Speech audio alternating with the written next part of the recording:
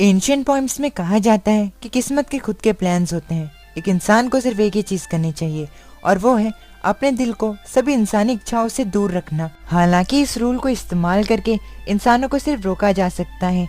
16 साल की उम्र में ही हमारी कहानी के मेन प्रोटैगनिस्ट की बॉडी जो है वो हेवन डिफाइंग बॉडी है। वो काफी ज्यादा टैलेंटेड है और हेवन रियल में होने के बाद भी वो ग्रेटर परफेक्शन के साथ कल्टिवेट कर सकता है। ज़ैंग रुओचेन, जिसके फादर कुनलुन फील्ड के 9 एम्परर में से एक एम्परर होते हैं। उनका नाम एम्परर मिंग होता है। रुओचेन रोज की तरह अपनी प्रैक्टिस करता है। रुओचेन को विश्वास होता है कि इस टैलेंट के साथ किस्मत उसका कुछ नहीं कर सकती। रुओचेन अपनी स्वॉर्ड स्किल्स को प्रैक्टिस करता है। रुओचेन की स्वॉर्ड स्किल्स को देखकर पीछे से एक लड़की उसे कहती है, तुम्हारी स्वॉर्ड स्किल्स जो हैं वो फिर से इम्प्रूव हो चुकी हैं। रुओचेन पीछे मुड़ता है एंड उसे पता चलता है कि वो लड़की शियाओ है। शियाओ के फादर भी रुओचेन के फादर की तरह कुनलुन के 9 एम्परर में से एक एम्परर होते हैं। उनका नाम एम्परर क्विंग होता है। रुओचेन शियाओ से बचपन से ही प्यार करता आया है और शियाओ उसकी मंगेतर भी है। बचपन से लेकर अब तक वो दोनों साथ में ही मार्शल आर्ट को प्रैक्टिस करते हुए आए हैं। यहाँ तक कि सभी लोग ये कहते हैं कि शिहाओ एंड रुओचेन की जोड़ी जो है वो एकदम परफेक्ट है। रुओचेन शिहाओ के साथ अपनी मैरिज को लेकर काफी ज्यादा एक्साइटेड होता है। रुओचेन शिहाओ को वहाँ पर देखकर कहता है, मैंने नहीं सोचा था कि आज तुम यहाँ पर आने वाली हो। शिहाओ रुओचेन के पास जाती है एंड उसके गले मिलकर उससे चाकू से मार देती है। अपने आखिरी पलों में रुओचेन कहता है, लेकिन क्यों? तुमने मुझे क्यों मारा? मैं तो तुम्हें काफी ज्यादा प्यार करता था, आखिर तुमने मुझे क्यों मारा? जैसे जैसे रुओचेन की आंखें बंद होती हैं तो वो अपनी स्टोरी बताता है। रुओचेन कहता है कि जिस लड़की से वो बचपन से प्यार करता हुआ आया है वो अचानक से बदल चुकी है। रुओचेन चिल्लाता है, शिहाओ आखिर तुमने ऐसा क्यों किया? उसकी आंख खुलती है एंड वो अपने आप को एक दूसरी जगह पर पाता है। असल में रुओचेन अब वो सेम व्यक्ति नहीं रहा था जो कि वो 800 साल पहले था। रुओचेन के कमरे का दरवाजा खुलता है एंड कमरे के बाहर से एक वुमेन आती है एंड रुओचेन से कहती है, क्या तुम्हें आज भी बुरा सपना आया? रुओचेन उठता है, मुस्कुराता है एंड कहता है, नहीं आप चिंता मत कीजिए, वो सिर्फ एक सपना था। कॉन्क्यूबाइन लिन जो कि रुओचेन की मदर होती हैं, वो कहती हैं, आखिर मैं तुम्हारे बारे में चिंता क्यों ना करूं? जब से तुम छोटे थे तब से लेकर अब तक तुम बीमार ही रहे हो। इस बार तो तुम इतने बीमार हो गए थे कि तुम अपने बेड को भी नहीं छोड़ पाए थे। अगर तुम में कुछ हो गया तो मैं क्या करूंगी? लिन को चिंता में देखकर रुओचेन खुद से कहता है, जो वुमेन मेरे अभी सामने खड़ी है वो इस लड़के की माँ है, जिस लड़के की बॉडी के अंदर अभी मैं हूँ। उनका असली बेटा ज़ैंग रुओचेन जो है वो 3 दिन पहले ही मर चुका है। लिन रुओचेन को उसकी दवाई देती है। रुओचेन लिन की इस केयर को देखकर कहता है, मैं जो कि दोबारा से पैदा हुआ हूँ वो मेरे लिए एक स्ट्रेंजर है, लेकिन जब से मैं उठा हूँ तब से वो नॉन स्टॉप मेरा ध्यान रख रही हैं। रुओचेन अपनी मेडिसिन को लेता है, उसमें वो अपनी शक्ल को देखता है एंड कहता है, मैं पिछले जीवन में कभी भी अपनी माँ से नहीं मिल पाया। उस बॉडी में दोबारा से जन्म लेना जो कि मेरी नहीं है, उसने असल में मुझे इस चीज को एक्सपीरियंस करने दिया है कि एक माँ का प्यार कैसा होता है। रुओचेन जैसे अपनी दवाई को लेता है, अब तभी उसकी मदर उसे कहते हैं, तुम्हें इन सपने को आते हुए 3 दिन हो चुके हैं। जब भी तुम इन बुरे सपनों से उठते हो तब तुम शियाओ का नाम लेते हो, आखिर वो कौन है? रुओचेन इस चीज का जवाब नहीं देता, वो शॉक में होता है। अब अचानक से उनके दरवाजे पर बाहर से शोर आने लगता है। जिस जेड पैलेस में रुओचेन होता है उसके बाहर काफी ज्यादा सैनिक होते हैं। जो उस पैलेस की मेड सर्वेंट होती है जिसका नाम यूनर होता है, वो जैसे उन लोगों से पूछती है कि उनको पैलेस के अंदर आने की परमिशन किसने दी, तभी एक आदमी यूनर को जोर से पंच मारता है, जिससे यूनर पीछे जाके एक पिलर से टकराती है एंड उसके मुंह से खून आने लगता है। जिस आदमी ने ये काम किया होता है वो युनवू कमांडरी प्रिंस एंड कॉन्क्यूबाइन शियाओ का बेटा होता है। वो यूनर से कहता है, आखिर तुम जैसे एक मेड प्रिंस मेरे रास्ते में आने की हिम्मत कैसे कर सकती है? बाहर के इस हंगामे को होता देख कॉन्क्यूबाइन लिन बाहर आती हैं एंड यूनर से पूछती हैं, आखिर तुम्हारी ये हालत कैसे हुई? लिन सामने देखती है तो उसे पता चलता है कि ये काम 8th प्रिंस ने किया है। लिन 8th प्रिंस से कहती है, ये जेड पैलेस है 8th प्रिंस, चाहे तुम एक प्रिंस भी हो उसके बावजूद भी तुम ऐसे ही इसके अंदर नहीं आ सकते। इस बात को सुनकर 8th प्रिंस हंसता है एंड कहता है, मुझे क्वीन ने कमांड दी है कि मैं आपको और मेरे 9वें भाई को जीआई साइड हॉल में मूव कर दूं। आज से जेड पैलेस जो है वो मेरा और मेरी बायोलॉजिकल मदर कॉन्क्यूबाइन शियाओ का होगा। 8th प्रिंस की इस बात को सुनकर लिन के पास कोई और चारा नहीं होता और उसे इस चीज को ना मानते हुए भी मानना पड़ता है। लिन यूनियर को अपने साथ अंदर लेकर जाने लगती है एंड 8th प्रिंस से कहती है, हम कल यहाँ से जीआई साइड हॉल में चले जाएंगे। ये सुनकर 8th प्रिंस उसे रोकता है एंड कहता है, मेरी मॉम ने कहा कि उन्हें आज ही जेड पैलेस के अंदर आना है, इसीलिए तुम लोगों को अभी यहाँ से निकलना होगा। ये सुनकर लिन हैरान हो जाती है एंड कहती है लेकिन 8th प्रिंस, आपको पता है कि आपका 9th ब्रदर जो है उसकी हेल्थ काफी ज्यादा खराब है, समय भी बहुत ज्यादा हो चुका है और बाहर तो बहुत ज्यादा ही ठंड है। लिन 8th प्रिंस को समझाने की कोशिश करती है, लेकिन तभी 8th प्रिंस उसे कहते हैं लिन, बाहर इस दुनिया में काफी ज्यादा गरीब लोग हैं जो कि ऐसे ही घूम रहे हैं, लेकिन वो सभी लोग मदद के लायक नहीं हैं। अगर मेरा 9th ब्रदर इतना ही ज्यादा कमजोर है तो उसका जिंदा रहने का क्या फायदा। इस बात को सुनकर लिन के आंसू आ जाते हैं एंड वो रोते हुए 8th प्रिंस से कहती है लेकिन वो तुम्हारा भाई है। रुओचन को भी बाहर की सारी चीजें अंदर तक सुनाई देती हैं। वो अपनी बॉडी की सारी स्ट्रेंथ को यूज करके बाहर आता है एंड अपनी मॉम से कहता है आपको उनसे भीख मांगने के लिए कोई जरूरत नहीं, हम अभी ही यहाँ से चले जाएंगे। रुओचन को बाहर देख लिन रुओचन के पास जाती है एंड कहती है आखिर तुम बाहर क्यों आए, बाहर बहुत ज्यादा ठंड है, तुम अंदर जाओ। रुओचन कहता है मॉम, हमें किसी से भीख मांगने की जरूरत नहीं, एक दिन हम यहाँ पर वापस आएंगे। लिन इन सभी चीजों से काफी ज्यादा उदास होती है, लेकिन वो इतनी ज्यादा कमजोर होती है कि वो उस चीज को लेकर कुछ नहीं कर सकती थी। उन लोगों को 8th प्रिंस के सामने झुकना पड़ता है एंड बाहर इतने ज्यादा बर्फ पड़ने के बावजूद भी वो लोग उस घर को छोड़ के चले जाते हैं। जाते हुए रुओचन उस एंशिएंट पोएम को याद करता है जिसमें लिखा था कि किस्मत के खुद के प्लान्स होते हैं, एक इंसान सिर्फ एक ही चीज कर सकता है और वो है अपने दिल को सारी इंसानी इच्छाओं से फ्री करना। रुओचन कहता है मेरी पुरानी जिंदगी में कभी ऐसे कड़वे पल नहीं आए, ये बताना भी मुश्किल नहीं कि कॉन्क्यूबाइन लिन जो है वो कम्प्लीटली अपनी पावर को खो चुकी है। इतनी ठंड में माँ बेटे को जाता देख सभी लोग अलग अलग बातें करने लगते हैं। रुओचन खुद से कहते हैं अब हमारे लिए युनवू कमांडरी प्रिंस के पैलेस में अपने पैरों पर खड़ा होना काफी मुश्किल है। रिस्पेक्ट, रिसोर्स एंड कनेक्शन, इस बेरहम कंपटीशन वाली दुनिया में जो लोग स्ट्रांग होते हैं उन्हें सब कुछ मिलता है और जो लोग कमजोर होते हैं वो अपने हिस्से के लिए नहीं लड़ पाते और इसीलिए वो अपने आप को सिर्फ मौत की राह पर ही पाते हैं। जिस घर के अंदर रुओचन एंड लिन को रहना होता है वो घर काफी ज्यादा पुराना होता है, वहाँ पर लाइट्स नहीं होती, इसीलिए लिन वहाँ पर एक मोमबत्ती को जलाती है। रुओचन अपनी मॉम से कहता है कल वर्शिप की सेरेमनी है ना, इस बार मुझे सेक्रेट मार्क जो है वो सेरेमनी में जरूर मिलेगा ताकि मैं एक वॉरियर बन के अपने आप को प्रूव कर सकूं। मार्क या फिर बोले दिव्य मार्क, मार्क एक ऐसी चीज होती है जो कि भगवान के द्वारा इंसानों को दी जाती है ताकि वो मार्शल आर्ट को प्रैक्टिस कर सकें। जो लोग सेक्रेट मार्क को ओपन नहीं करते हैं वो लोग कभी भी जेन्युइन पीक को कल्टीवेट नहीं कर पाएंगे, जैसे कि वो इस दुनिया के लीडर नहीं बन पाएंगे। 8th प्रिंस को सेक्रेट मार्क तब मिल गया था जब वो 10 साल का था और अब वो येलो रियलम के एडवांस स्टेज पर है और एक यंग वॉरियर है। रुओचन की इस बात को सुनकर रुओचन की मॉम लिन उसे कहती है रुओचन अब 16 साल का हो चुका है लेकिन उसे अभी तक सेक्रेट मार्क नहीं मिला। 16 साल का हो जाने के बाद सेक्रेट मार्क का मिलना नामुमकिन होता है। 16 साल के बाद कल्टीवेशन की बेस्ट एजेस मिस हो जाती हैं, जिससे ज्यादातर अचीवमेंट्स जो हैं वो नहीं बन पाती। हालांकि लिन को ये सब चीजों के बारे में पता होता है, लेकिन इसके बावजूद भी रुओचन का मन रखने के लिए वो उसे कहती है मुझे तुम पर विश्वास है। अब लिन रुओचन को वहीं पर छोड़कर आगे जाने लगती है। जाते हुए रुओचन से लिन कहती है तुम्हें अभी के लिए रेस्ट करना चाहिए क्योंकि हमें कल वर्शिप की सेरेमनी भी अटेंड करनी है। ये सुनकर रुओचन कहता है आपको भी जल्दी जाकर रेस्ट करना चाहिए। जाते हुए लिन रुओचन से कहती है ओह हाँ, मुझे याद आया, आखिर ये चियाओ कौन है जिसका नाम तुम अपने सपनों में लेते रहते हो। रुओचन इस बात को सुनकर अपनी मॉम से कहता है आपको कोई गलत फहमी हुई है, आपने जरूर गलत सुना होगा। ये सुनकर लिन कहती है अगर ऐसी बात है तो ठीक है, कभी भी 2 वर्ड्स को दोबारा से मत बोलना, शी याओ, यहाँ तक कि अपने सपनों में भी इसका नाम मत लेना, क्योंकि शी याओ नाम जो है उसी ने 9 एम्पायर्स को एक साथ मिलाकर एक बड़ा सेंट्रल एम्पायर बनाया है। और महारानी का नाम डायरेक्टली बोलना काफी ज्यादा खराब है। अगर किसी ने तुम्हें इनका नाम लेते हुए सुन लिया तो वो लोग तुम्हें मार देंगे। रुओचन इस बात को सुनकर कहता है आप चिंता मत कीजिए, मैं कभी भी इसका नाम दोबारा नहीं लूंगा। रुओचन अपनी आंखें बंद करता है एंड खुद से कहता है आज के बाद मैं उसका सबसे बुरा सपना बनूंगा। कि कुनलुन फील्ड के ईस्टर्न रीजन में काफी ज्यादा कमांडरीज हैं एंड युनवू कमांडरी जो है वो उनमें से एक कमांडरी है। हर साल सभी कमांडरीज को फर्स्ट सेंट्रल एम्पायर को सम्मान और टैक्स देना होता है। जिस राजा ने कमांडरी पे रूल किया उसे कमांडरी प्रिंस कहा जाता है। जो सेरेमनी ऑफ वर्शिप है वो युनवू कमांडरी का नेशन वाइड फेस्टिवल है।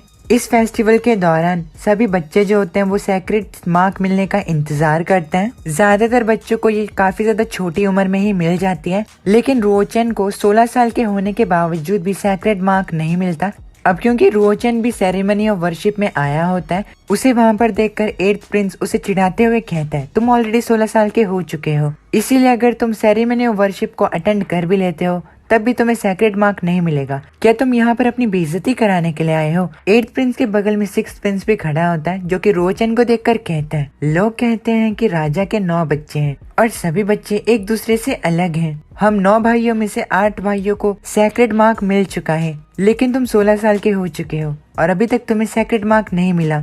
6th प्रिंस की बात सुनकर रुओचन कुछ नहीं कहता।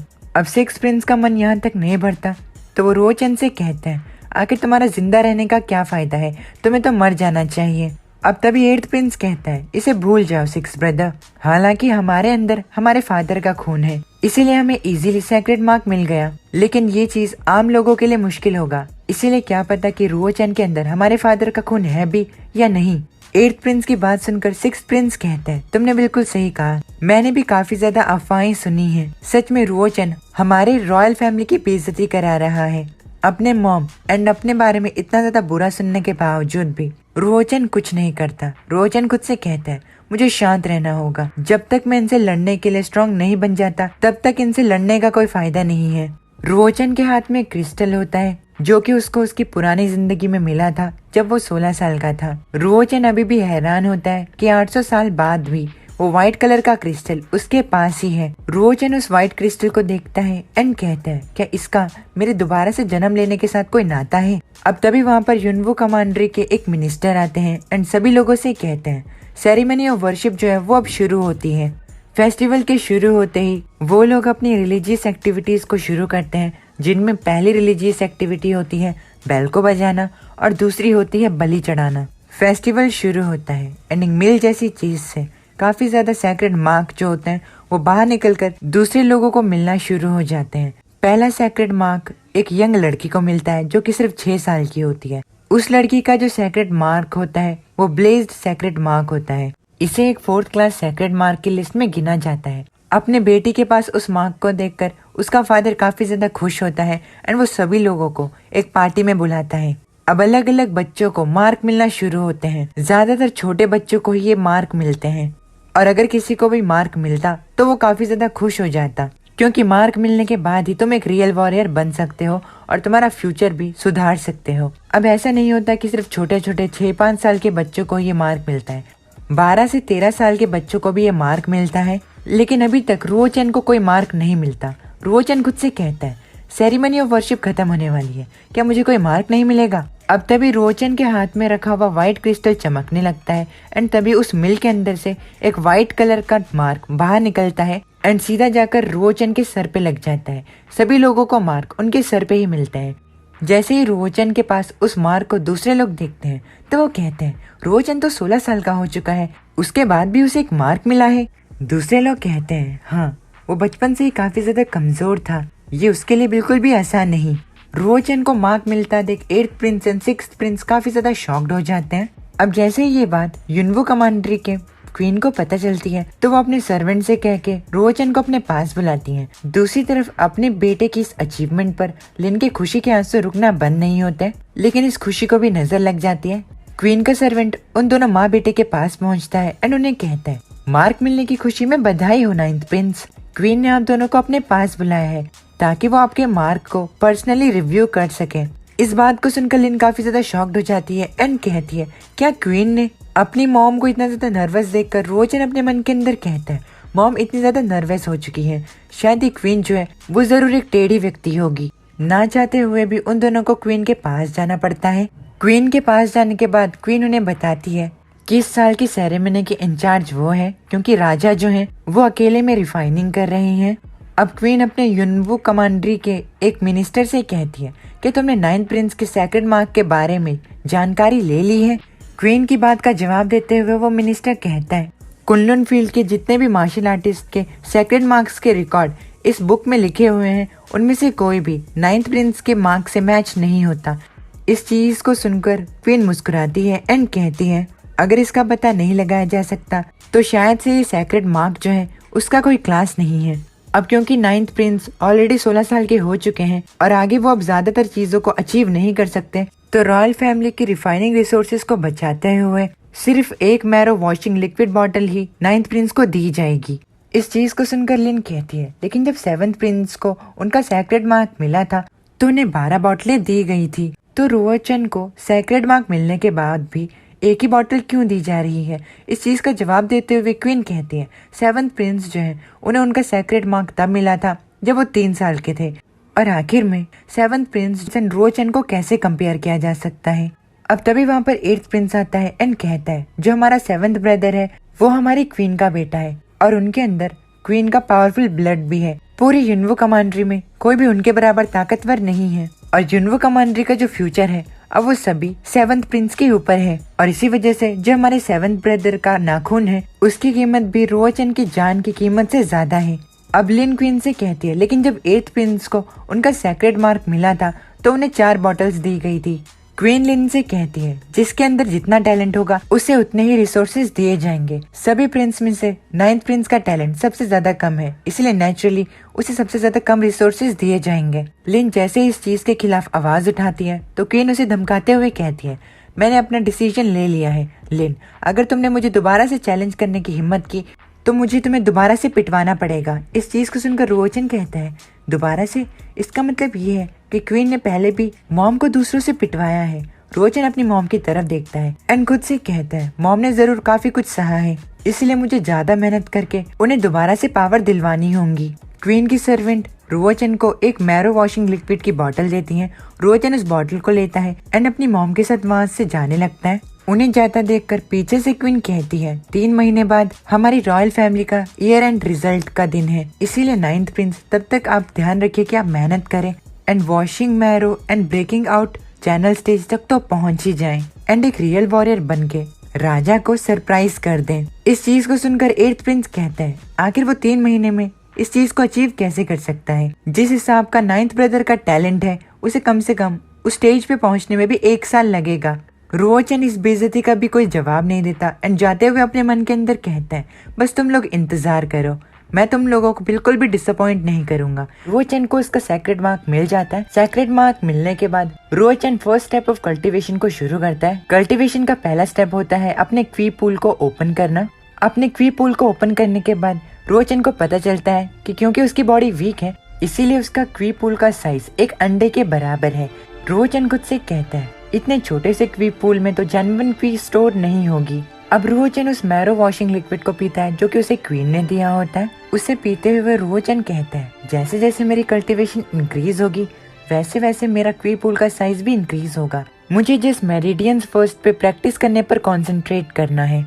अब क्विंग एम्परर मिंग एम्प्रियन के एक दिव्य बुक से येलो रियलम के फर्स्ट लेवल को प्रैक्टिस करना शुरू करता है। उसे प्रैक्टिस करते हुए काफी ज्यादा तकलीफ होती है क्योंकि उसकी बॉडी काफी ज्यादा वीक होती है। रुओचन खुद से कहता है, मुझे washing marrow and breaking out के चैनल स्टेज पर 3 महीने से पहले ही पहुंचना होगा। मैं आज रात को ही उस लेवल पे पहुंचकर एक रियल वॉरियर बन जाऊंगा। रुओचन अपनी पूरी मेहनत करता है लेकिन उसे काफी ज्यादा तकलीफ होती है फर्स्ट मेरिडियन रियलम पर पहुंचने के लिए। काफी ज्यादा देर की कंसंट्रेशन और मेहनत के बाद Ruochen finally washing marrow and breaking out channel stage पर पहुंच जाता है और यहीं से शुरुआत होती है येलो रियलम की। वो येलो रियलम के शुरुआती स्टेज पर पहुंच जाता है। इस दुनिया में मार्शल आर्ट की प्रैक्टिस को yellow, black, earth and heaven में डिवाइड किया गया है। ये सारे स्टेज जो हैं वो yellow realm, black realm, earth realm and heaven realm के इक्वल हैं। ये सभी रियलम्स जो हैं वो 7 छोटी स्टेट्स में डिवाइड की गई हैं और ये 7 स्टेजेस हैं, initial stage, mid stage, advance stage, down state, medium state, final state और आखिर में कंप्लीशन स्टेट। मेरिडियन वो रास्ता होता है जिससे कि जेन्युइन की, जिसे कि लाइफ एनर्जी भी कहा जाता है, वो बहती है। मेरिडियन को अपनी बॉडी के अंदर बिल्डअप करने के बाद जेन्युइन की को हर स्टेज में डालने के बाद तुम एक नए स्टेज पर पहुंचते रहोगे। जैसे जैसे तुम्हारा रियलम बढ़ता जाएगा तुम्हारी पावर भी ग्रेटली इंक्रीज होती रहेगी। ज्यादातर वॉरियर्स जो कि advance stage of yellow realm में होते हैं वो एक टेक्निक को कल्टीवेट करने में सक्षम होते हैं। उस टेक्निक को स्ट्रेंथ ऑफ अ बुल कहा जाता है। येलो रियलम के एडवांस स्टेज को ब्रेक थ्रू करने के बाद लोग येलो रियलम के डाउन स्टेट में पहुंचते हैं। इसका मतलब ये है कि उनके बॉडी के अंदर 4 बुल्स की स्ट्रेंथ आ जाती है। ये 4 बुल्स की स्ट्रेंथ पिछले वाले स्टेट से 4 गुना ज्यादा होती है। साफ सीधा मतलब ये है, जैसे जैसे तुम्हारा रियलम बढ़ेगा वैसे वैसे तुम्हारी स्ट्रेंथ भी बढ़ती रहेगी। रुओचन अपने हाथ की तरफ देखता है एंड कहता है, अब 3 महीने के अंदर अंदर मुझे येलो रियलम के एडवांस स्टेज में पहुंच कर रहना है, ताकि मैं ईयर एंड रिजल्ट में खुद को प्रूव कर सकूं। मैं तब तक हार नहीं मानूंगा जब तक मैं अपनी मॉम की शान को वापस नहीं ले आता। अब काफी ज्यादा रात हो जाती है। रुओचन के मॉम उसे छुपकर देख रहे होते हैं। वो उसके कमरे के अंदर इसीलिए नहीं जाते क्योंकि वो नहीं चाहते थे कि वो उसको कल्टीवेशन के समय डिस्टर्ब करे। लिन डिसाइड करती है कि वो जितना उससे हो पाए उतने बेस्ट कल्टीवेटिंग रिसोर्सेस और एनवायरनमेंट रुओचन को प्रोवाइड कर सके। लिन इस चीज को डिसाइड करने के बाद अपने कमरे की तरफ चली जाती है। 9 बार सर्कुलेशन करने के बाद लिन का जेन्युइन पी भी डबल हो जाता है। लिन खुद से कहता है, मैं उन एक्सरसाइजेस को प्रैक्टिस कर रहा हूँ जो कि एम्परर मिंग्स एम्प्रियन में दिए गए हैं। जो एब्जॉर्प्शन रेट है वो तो नेचुरली काफी ज्यादा तेज होता है, लेकिन उसके बाद भी ये स्पीड मेरे लिए काफी ज्यादा स्लो है। अगर मेरे पास एक स्पिरिचुअल क्रिस्टल होता तो ये काफी ज्यादा अच्छा होता। एक स्पिरिचुअल क्रिस्टल मेरी प्रैक्टिस को एक्सलरेट करके डबल या फिर उससे ज्यादा कर देता। एक स्पिरिचुअल क्रिस्टल एक स्पाइनल होता है जिसे कि स्पिरिचुअल ट्री से बनाया जाता है। एक नेचुरल स्पिरिचुअल क्रिस्टल जो है वो या तो अर्थ के लेयर के नीचे होते हैं या फिर किसी आदमखोर बीस्ट के बॉडी के अंदर छुपे होते हैं। वो काफी ज्यादा महंगे होते हैं। स्पिरिचुअल क्रिस्टल को याद करके रुओचन को वो क्रिस्टल याद आता है जो कि उसे 600 साल पहले उसके डैड ने दिया था। रुओचन उस क्रिस्टल को बाहर निकालता है एंड कहता है, क्या ये एक स्पिरिचुअल क्रिस्टल हो सकता है? अब अचानक से रुओचन का सैक्रेड मार्क और क्रिस्टल दोनों ही चमकने लगते हैं। उस स्पिरिचुअल क्रिस्टल पर कुछ वर्ड्स लिखे हुए आते हैं जिन्हें कि रुओचन इजीली पढ़कर समझ जाता है। हालांकि हैरानी की बात ये होती है कि रुओचन ने वो वर्ड्स कभी नहीं देखे थे, लेकिन उसके बावजूद भी वो उसे समझ पा रहा था। रुओचन खुद से कहता है, मेरी पिछली जिंदगी में मैंने 100 से ज्यादा बार इस व्हाइट क्रिस्टल पर अपनी जेन्युइन की को डाला था, लेकिन तब तो कुछ नहीं हुआ। लेकिन अब इस पे कुछ वर्ड्स लिखे हुए आ रहे हैं। चीजों को ढंग से समझने के बाद रुओचन को पता चलता है कि शायद ये उसके जेन्युइन की के स्ट्रेंथ की वजह से नहीं, उसके नेचर की वजह से हुआ है। इसका मतलब ये होता है कि उसके सैक्रेड मार्क का एक नेचर है और शायद जो टाइम एंड स्पेस की बात की गई है वो उसके मार्क से मिलता जुलता है।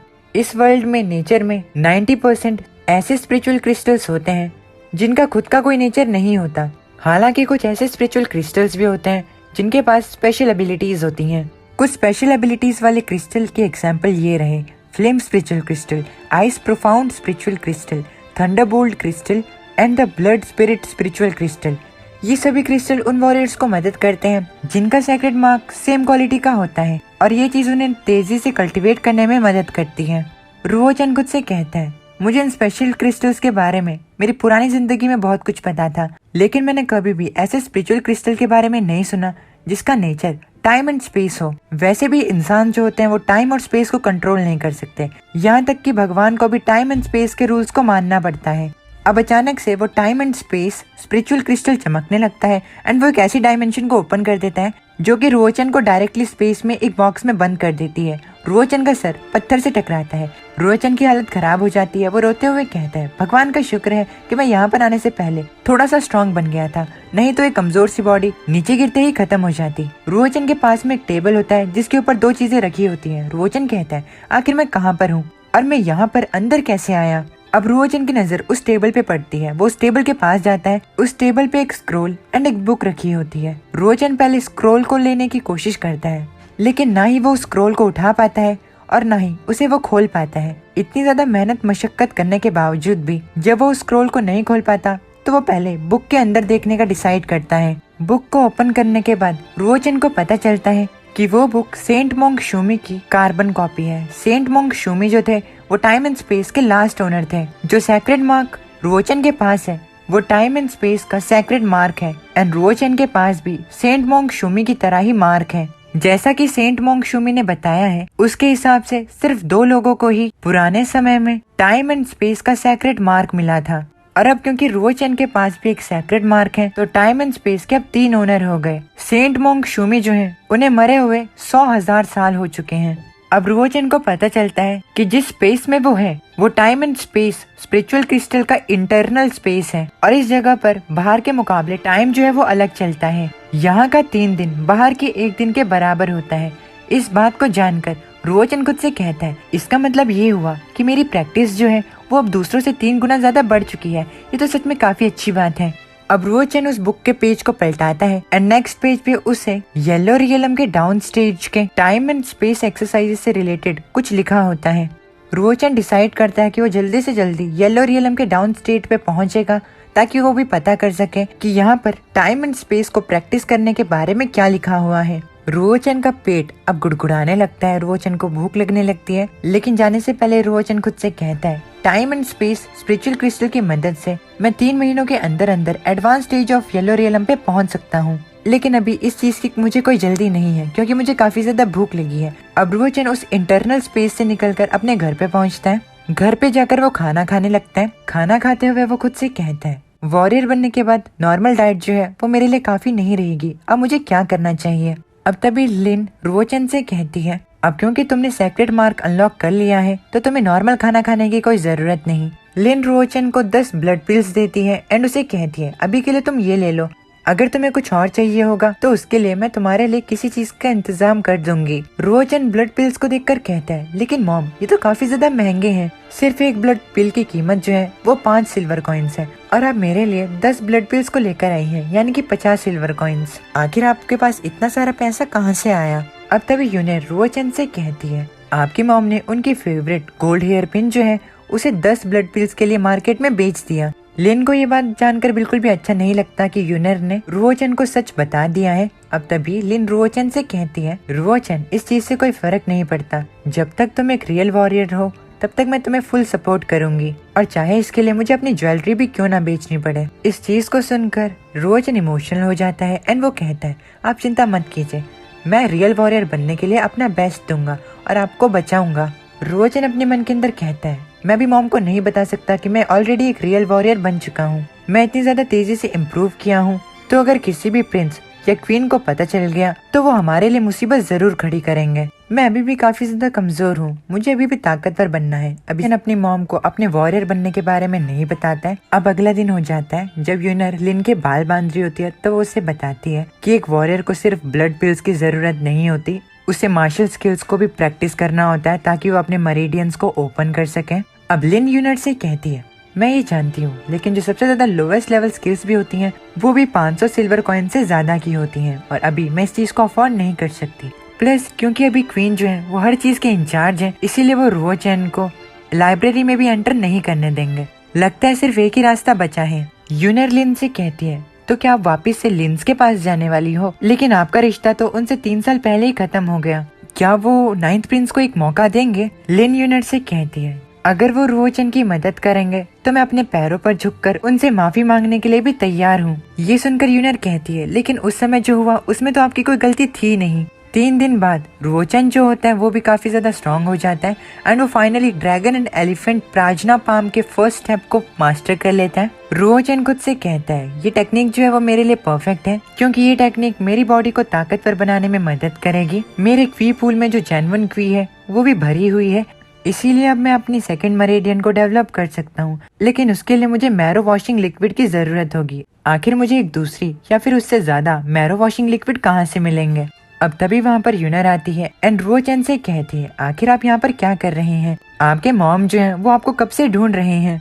यूनर को वहाँ पर देखकर रुओचन उसे कहता है मैं सिर्फ बाहर की हवा लेने आया था, वैसे क्या आपके हाथ पे जो चोट लगी थी वो ठीक हो गई है। यूनर मुस्कुराते हुए रुओचन से कहती है कि उसके जैसे सर्वेंट्स जो है वो मेडिसिन को अफोर्ड नहीं कर सकते, इसीलिए उसकी चोट को ठीक होने में 3 और महीने लग जाएंगे। यूनर रुओचन को उसके बारे में सोचने के लिए शुक्रिया कहती है एंड उसे बताती है कि आज वो महल के बाहर जा रहे हैं। रुओचन यूनर से कहता है कि बाहर हम कहाँ पर जा रहे हैं। यूनर उसे कहती है हम निंगशन को देखने के लिए जा रहे हैं, आप उससे काफी समय से नहीं मिले इसीलिए आप काफी ज्यादा खुश होंगे है ना। रुओचन निंगशान का नाम सुनकर कहता है निंगशन, आखिर वो कौन है। जिस तरीके से यूनर ने उसका नाम लिया उससे ऐसा लगता है कि ओरिजिनल रुओचन जो है उसका इस लड़की के साथ कुछ संबंध था। अब रुओचन अपनी मॉम के साथ लिन मैंशन पर पहुंचता है। लिन फैमिली एक इज्जतदार फैमिली होती है। लिन मैंशन में पहुंचने के बाद रुओचन को पता चलता है कि वो उसके मॉम के फैमिली के पास आया है। अपने मॉम की फैमिली के बारे में जानकर रुओचन अपने आप से कहता है अगर मॉम की फैमिली इतनी ज्यादा वेल रेप्यूटेटेड फैमिली है तो उनको उनसे कोई सपोर्ट क्यों नहीं मिलता और वो कमांडरी प्रिंस मैंशन में इतने ज्यादा धक्के क्यों खा रही हैं। इसके पीछे जरूर एक कहानी होगी। लिन मैंशन के अंदर जाने के बाद लिन रुओचन से कहती है, रुओचन मैं शर्त लगा सकती हूँ कि तुम नियांशेंग को देखने के लिए काफी ज्यादा उतावले हो गए। अब क्योंकि तुम्हारे पास भी एक सेक्रेट मार्क है, इसलिए तुम्हारे पास उससे ज्यादा बात करने का एक मौका है। इस मौके का फायदा उठाओ। अपने मॉम के एटीट्यूड एंड सिस्टर यूनर के एटीट्यूड को इतना बदला हुआ देखकर रुओचन निंगशन के बारे में और ज्यादा क्यूरियस हो जाता है। लिन फैमिली का एक मेंबर कॉन्क्यूबाइन लिन को अपने साथ बुलाता है एंड रुओचन को वहीं पर रहकर जो उसकी मर्जी आए वो करने के लिए कहता है। अब तभी रुओचन को यूनर कहती है, नाइन्थ प्रिंस आप निंगशेंग से जाकर क्यों नहीं मिलते? वो जरूर ड्रिल कॉलेसियम में होगी। इस जगह पर लिन फैमिली के सारे लोग प्रैक्टिस करते हैं। यूनर की बात सुनकर रुओचन कहता है, तो ठीक है चलो हम ड्रिल कॉलेसियम की तरफ चलते हैं। अब ड्रिल कॉलेसियम में पहुंचने के बाद रुओचन लिन फैमिली के सभी लोगों को प्रैक्टिस करता हुआ देखता है। रुओचन को पता चलता है कि युनवो कमांड्री में लिन फैमिली को एक अच्छी फैमिली माना जाता है। रुओचन निंगशन को प्रैक्टिस करता हुआ देखता है। उसे पता चलता है कि निंगशन की मार्शल आर्ट स्किल्स जो है वो medium state of yellow realm तक पहुंच चुकी हैं। इसका साफ सा मतलब ये है कि वो 8th प्रिंस से काफी अच्छी है। अब जैसे ही लिन फैमिली के स्टूडेंट रुओचन को देखते हैं तो उसके बारे में काफी ज्यादा बुरी बातें करने लगते हैं। जो ओरिजिनल रुओचन होता है उसका हमेशा से ही निंगशन पे क्रश होता है और ये बात भी लिन फैमिली के लोगों को पता होती है। इसके अलावा निंगशन की एंगेजमेंट 7th प्रिंस के साथ डिसाइड हो जाती है और इस चीज के बारे में भी वो लिन फैमिली के लोग बात कर रहे होते हैं। सभी लोगों को उसके बारे में ये सब बोलता देख रुओचन को गुस्सा आता है, लेकिन वो तब कुछ नहीं कहता। लिन मैंशन के अंदर कॉन्क्यूबाइन लिन अपने भाई से बात कर रही होती है। उसका भाई उससे कहता है कि प्रिंस ने अगर सेक्रेट मार्क को अनलॉक कर लिया है तो उसे कमांडर प्रिंस मैंशन के बुक कलेक्शन पवेलियन में जाना चाहिए था। अब क्योंकि लिन ने अपने भाई से बुक एंड प्रैक्टिस स्किल्स मांगी होती हैं, तो इस चीज के जवाब में उसका भाई कहता है कि वो यहाँ पर उनसे बुक मांगने क्यों आई है, क्योंकि 9th प्रिंस को बुक पवेलियन में जाना चाहिए। अपने भाई की ये बात सुनकर लिन अपने भाई से कहती है, मैं यहाँ पर तुमसे बुक मांगने के लिए नहीं आई हूँ बड़े भाई, मैं तुमसे यहाँ पर बुक के लिए भीख मांगने आई हूँ। क्या तुम रुओचन को एक बुक एंड प्रैक्टिसिंग स्किल्स दे सकते हो? आखिर में वो तुम्हारा भांजा है। ये सुनकर लिन का बड़ा भाई गुस्से में आ जाता है एंड वो कहता है, आखिर तुम्हारी यहाँ पर आकर रिलेशन के बारे में बात करने की हिम्मत कैसे हुई? 3 साल पहले जब मैं कमांडर प्रिंस मैंशन में मदद मांगने के लिए आया था तब तुमने अपने भतीजे चिन्नियों को क्यों नहीं बचाया? लिन अपने बड़े भाई को बताने की कोशिश करती है कि 3 साल पहले क्या हुआ, लेकिन वो किसी वजह से पूरी बात नहीं बता पाती। उसका बड़ा भाई काफी ज्यादा गुस्से में आ जाता है। वो कहता है, बस तुम यहाँ से चले जाओ, हमारी फैमिली ने तुमसे काफी समय पहले ही रिश्ते खत्म कर दिए थे, आज के बाद तुम यहाँ पर कभी मत आना। अपने बड़े भाई की ये बात सुनकर लिन रोते हुए अपने घुटनों पर बैठ जाती है एंड कहती है, भाई आखिर तुम ऐसे बेदर्द कैसे बन सकते हो? मुझे फादर से मिलना है। लिन की ये बात सुनकर उसका बड़ा भाई कहता है, फादर अभी यहाँ पर नहीं है, तुम उनसे अभी नहीं मिल सकती। और एक और बात है, निंगशेंग जो है वो 7th प्रिंस के साथ बहुत जल्दी ही एंगेजमेंट करने वाली है, इसीलिए तुम्हें रुओचन को बता देना चाहिए कि उसे निंगशन से आज के बाद दूर ही रहना है। ये बात सुनकर कॉन्क्यूबाइन लिन कहती है, लेकिन तुम्हें पता था कि रुओचन को निंगशन कितनी ज्यादा पसंद है? अगर उसे 7th प्रिंस और निंगशन के एंगेजमेंट के बारे में पता चला तो तुम्हें पता है ना कि उससे कितना ज्यादा बुरा लगेगा। और वैसे भी तुमने 7th प्रिंस को क्यों चूज किया? लिन का बड़ा भाई उसे कहता है, क्योंकि 7th प्रिंस जो है वो एक जीनियस है। युनवो कमांडर की इस जनरेशन में कोई भी उसके बराबर जीनियस नहीं है, और वैसे भी रुओचन का 7th प्रिंस के साथ कोई कंपैरिजन है भी नहीं। निंगशन और 7th प्रिंस की एंगेजमेंट जो है वो लिन फैमिली को काफी ज्यादा फायदा भी पहुंचाएगी। ये सुनकर कॉन्क्यूबाइन लिन कहती है, क्या निंगशन भी 7th प्रिंस के साथ शादी करना चाहती है? क्या वो परिवार के फायदे के लिए इस शादी से खुश भी रहेगी? इस चीज का जवाब देते हुए लिन का बड़ा भाई कहता है, तुम गलत हो, निंगशन ने अपनी मर्जी से इस डिसीजन को चूज किया है। अब दूसरी ओर निंगशन की प्रैक्टिस खत्म होने के बाद निंगशन जो है वो रुओचन से मिलती है एंड वो रुओचन से कहती है, हमें मिले हुए काफी ज्यादा समय हो गया, मैंने सुना तुम्हें सेक्रेट मार्क मिल चुका है। रुओचन कहता है, हाँ मुझे सेक्रेट मार्क मिल तो चुका है, लेकिन क्वीन ने कहा कि मेरा मार्क एक 0 क्लास मार्क है, इसीलिए वो तुम्हारे मार्क के साथ कंपेयर नहीं किया जा सकता। अब जाके रुओचन को पता चलता है कि वो उसकी कजन है। निंगशन रुओचन से कहती है, तुम सच में काफी ज्यादा किस्मत वाले हो, क्योंकि तुम्हें 16 साल की उम्र में एक सेक्रेट मार्क मिला है। हालांकि तुम्हारी मार्शल आर्ट स्किल इतनी ज्यादा स्ट्रांग नहीं है, लेकिन आखिर में ये सेक्रेट मार्क जो है वो तुम्हें अब बीमार नहीं रहने देगा और अब तुम एक नॉर्मल पर्सन की तरह जी सकते हो। भले ही निंगशन बाहर से अच्छी तरीके से रुओचन से बात कर रही होती है, लेकिन उसके मन के अंदर कुछ और ही होता है। निंगशन अपने मन के अंदर कहती है कि वो एंड रुओचन जो है वो अलग अलग दुनिया से हैं, इसलिए रुओचन को उसका पीछा छोड़ देना चाहिए। दूसरी ओर रुओचन निंगशन से कहता है, मैं जितनी प्रैक्टिस कर सकता हूँ मैं उतनी प्रैक्टिस करूंगा और जो कल्टीवेशन लेवल तुम्हारा है उस तक पहुँचने की कोशिश करूंगा। ये सुनकर निंगशन अपने मन के अंदर कहती है, मुझे पता था कि ये लड़का अभी भी मेरा पीछा करना चाहता है। मैं उसे डायरेक्टली बता देती हूँ कि उसे मुझे और ज्यादा परेशान करने की कोई जरूरत नहीं। निंगशन रुओचन को बताती है कि उसका कल्टीवेशन लेवल जो है वो येलो रियलम के मीडियम स्टेट पर है और वो अब फाइनल स्टेट के काफी ज्यादा करीब है और रुओचन का मीडियम स्टेट में पहुंचना नामुमकिन है। इसीलिए उसे स्टेप बाय स्टेप प्रैक्टिस करनी चाहिए और उतना ही खाना खाना चाहिए जितना कि वो चबा सके, नहीं तो उसे उसके एक्शन से काफी ज्यादा भुगतना होगा। निंगशन की सारी बातों से रुओचन को समझ में आता है कि असल में निंगशन जो है वो काफी ज्यादा घमंडी है। रुओचन खुद से कहता है, आखिर असली वाला रुओचन जो था वो इस लड़की को कैसे पसंद कर सकता है। रुओचन को और ज्यादा दुखी करने के लिए निंगशन रुओचन को अपनी एंड 7th प्रिंस के एंगेजमेंट के बारे में बताती है, जो कि अब से 3 महीने बाद होगी। निंगशन को इतनी ज्यादा कड़वी बात बोलता देख सभी लोग इस चीज की उम्मीद में खुश हो जाते हैं कि रुओचन जो है अब वो रोने लगेगा, लेकिन रुओचन टस से मस नहीं होता एंड वो उसे कॉन्ग्रेचुलेशन बोलकर वहाँ से चला जाता है। ये देखकर लिन फैमिली के दूसरे लोगों को काफी ज्यादा बुरा लगता है। निंगशन रुओचन के इस बर्ताव से काफी ज्यादा हैरान हो जाती है एंड वो दोबारा से उसे कहती है, क्या तुम इस चीज की वजह नहीं जानना चाहते। रुओचन कहता है, मैं तुम्हारी एंगेजमेंट सेरेमनी में तुम्हें कॉन्ग्रेचुलेशन बोलने के लिए रहूंगा और अगर अब तुम्हारे पास कुछ बोलने के लिए नहीं है तो मैं अपनी मॉम को ढूंढना ज्यादा पसंद करूंगा। अब रुओचन अपनी मॉम की तरफ देखता है जो कि अभी भी रो रहे होते हैं। वो उनके पास जाकर उनसे पूछता है कि क्या हुआ, भला वो क्यों रो रही हैं। कॉन्क्यूबाइन लिन अपने बेटे को इस चीज के बारे में नहीं बताती, तभी पीछे से उसके अंकल आते हैं एंड उसे 2 मैरो वॉशिंग लिक्विड के साथ टाई फार्मूला देते हैं जिससे कि उसकी मदद हो सके। लिन रुओचन से कहती है कि उसे अपने अंकल को शुक्रिया कहना चाहिए। रुओचन अपने मन के अंदर कहता है, अब मैं समझ में आया कि मॉम क्यों रो रही थी, उन्हें जरूर मेरे लिए इस चीज को करने में भी काफी ज्यादा बेइज्जती का सामना करना होगा। अब रुओचन वहाँ से अपने अंकल की दी गई चीजों को ठुकरा कर चला जाता है एंड जाते हुए अपनी मॉम से कहता है, हमें लिन फैमिली की किसी भी दान की जरूरत नहीं है। रुओचन के इस बदले हुए बर्ताव को देखकर लिन फैमिली के स्टूडेंट्स कहते हैं कि रुओचन को क्या लगता है कि वो कौन है। रुओचन के बदले हुए बर्ताव को देखकर निंगशन अपने फादर के पास जाती है एंड अपने फादर से कहती है कि रुओचन जो है वो थोड़ा बदल चुका है। उसके फादर कहते हैं, सेक्रेड मार्क मिलने के बाद उसके लिए ये बोलना नेचुरल है, इसलिए तुम्हें उस पर ध्यान देने की कोई जरूरत नहीं, बस तुम अपने आप पर ध्यान दो। ये सुनकर निंगशन कहती है, जैसा आप कहें। रुओचन को जाता हुआ देखकर निंगशन अपने मन के अंदर कहती है, फादर बिल्कुल सही कह रहे हैं, रुओचन और मैं हम दोनों अलग अलग दुनिया से हैं। अपनी मॉम के साथ अपने घर वापस आ जाता है। अब रात में प्रैक्टिस करते हुए रुओचन खुद से कहते हैं, येलो रियलम के मिड स्टेज में पहुंचने के लिए मुझे और मैरो वॉशिंग लिक्विड की जरूरत है, लेकिन एक मैरो वॉशिंग लिक्विड की कीमत एटलीस्ट 200 सिल्वर कॉइन्स है और हमें इतने सारे सिल्वर कॉइन्स कहाँ से लाऊं। तभी रुओचन को एक आइडिया आता है। रुओचन खुद से कहता है, मेरी पास्ट लाइफ से जितने भी मार्शल आर्ट टेक्निक्स मुझे याद है मैं उन्हें लिखकर बेच दूंगा। प्रैक्टिस एंड मार्शल स्किल्स जो है उन्हें 5 स्टेजेस में डिवाइड किया गया है, जो कि है human, spiritual, ghost, king and god. Ruochen खुद से कहता है, पूरे कुनलुन फील्ड में एम्परर मिंग एम्पियन गाइड बुक एंड जो ड्रैगन एंड एलिफेंट प्रार्थना है ये दोनों ही हॉली लेवल आइटम्स हैं, लेकिन मुझे कुछ low class exercises and martial techniques भी याद हैं। अब रुओचन उन सभी low class exercises and martial techniques को लिखना शुरू करता है, क्योंकि ये सभी लो क्लास टेक्निक्स होने के बाद भी यूनवो कमांडरी में मिक्स हो जाएगी। अब रुओचन उन मार्शल आर्ट टेक्निक्स को लिखते हुए कहता है, martial art techniques book copy करना इतना आसान नहीं है।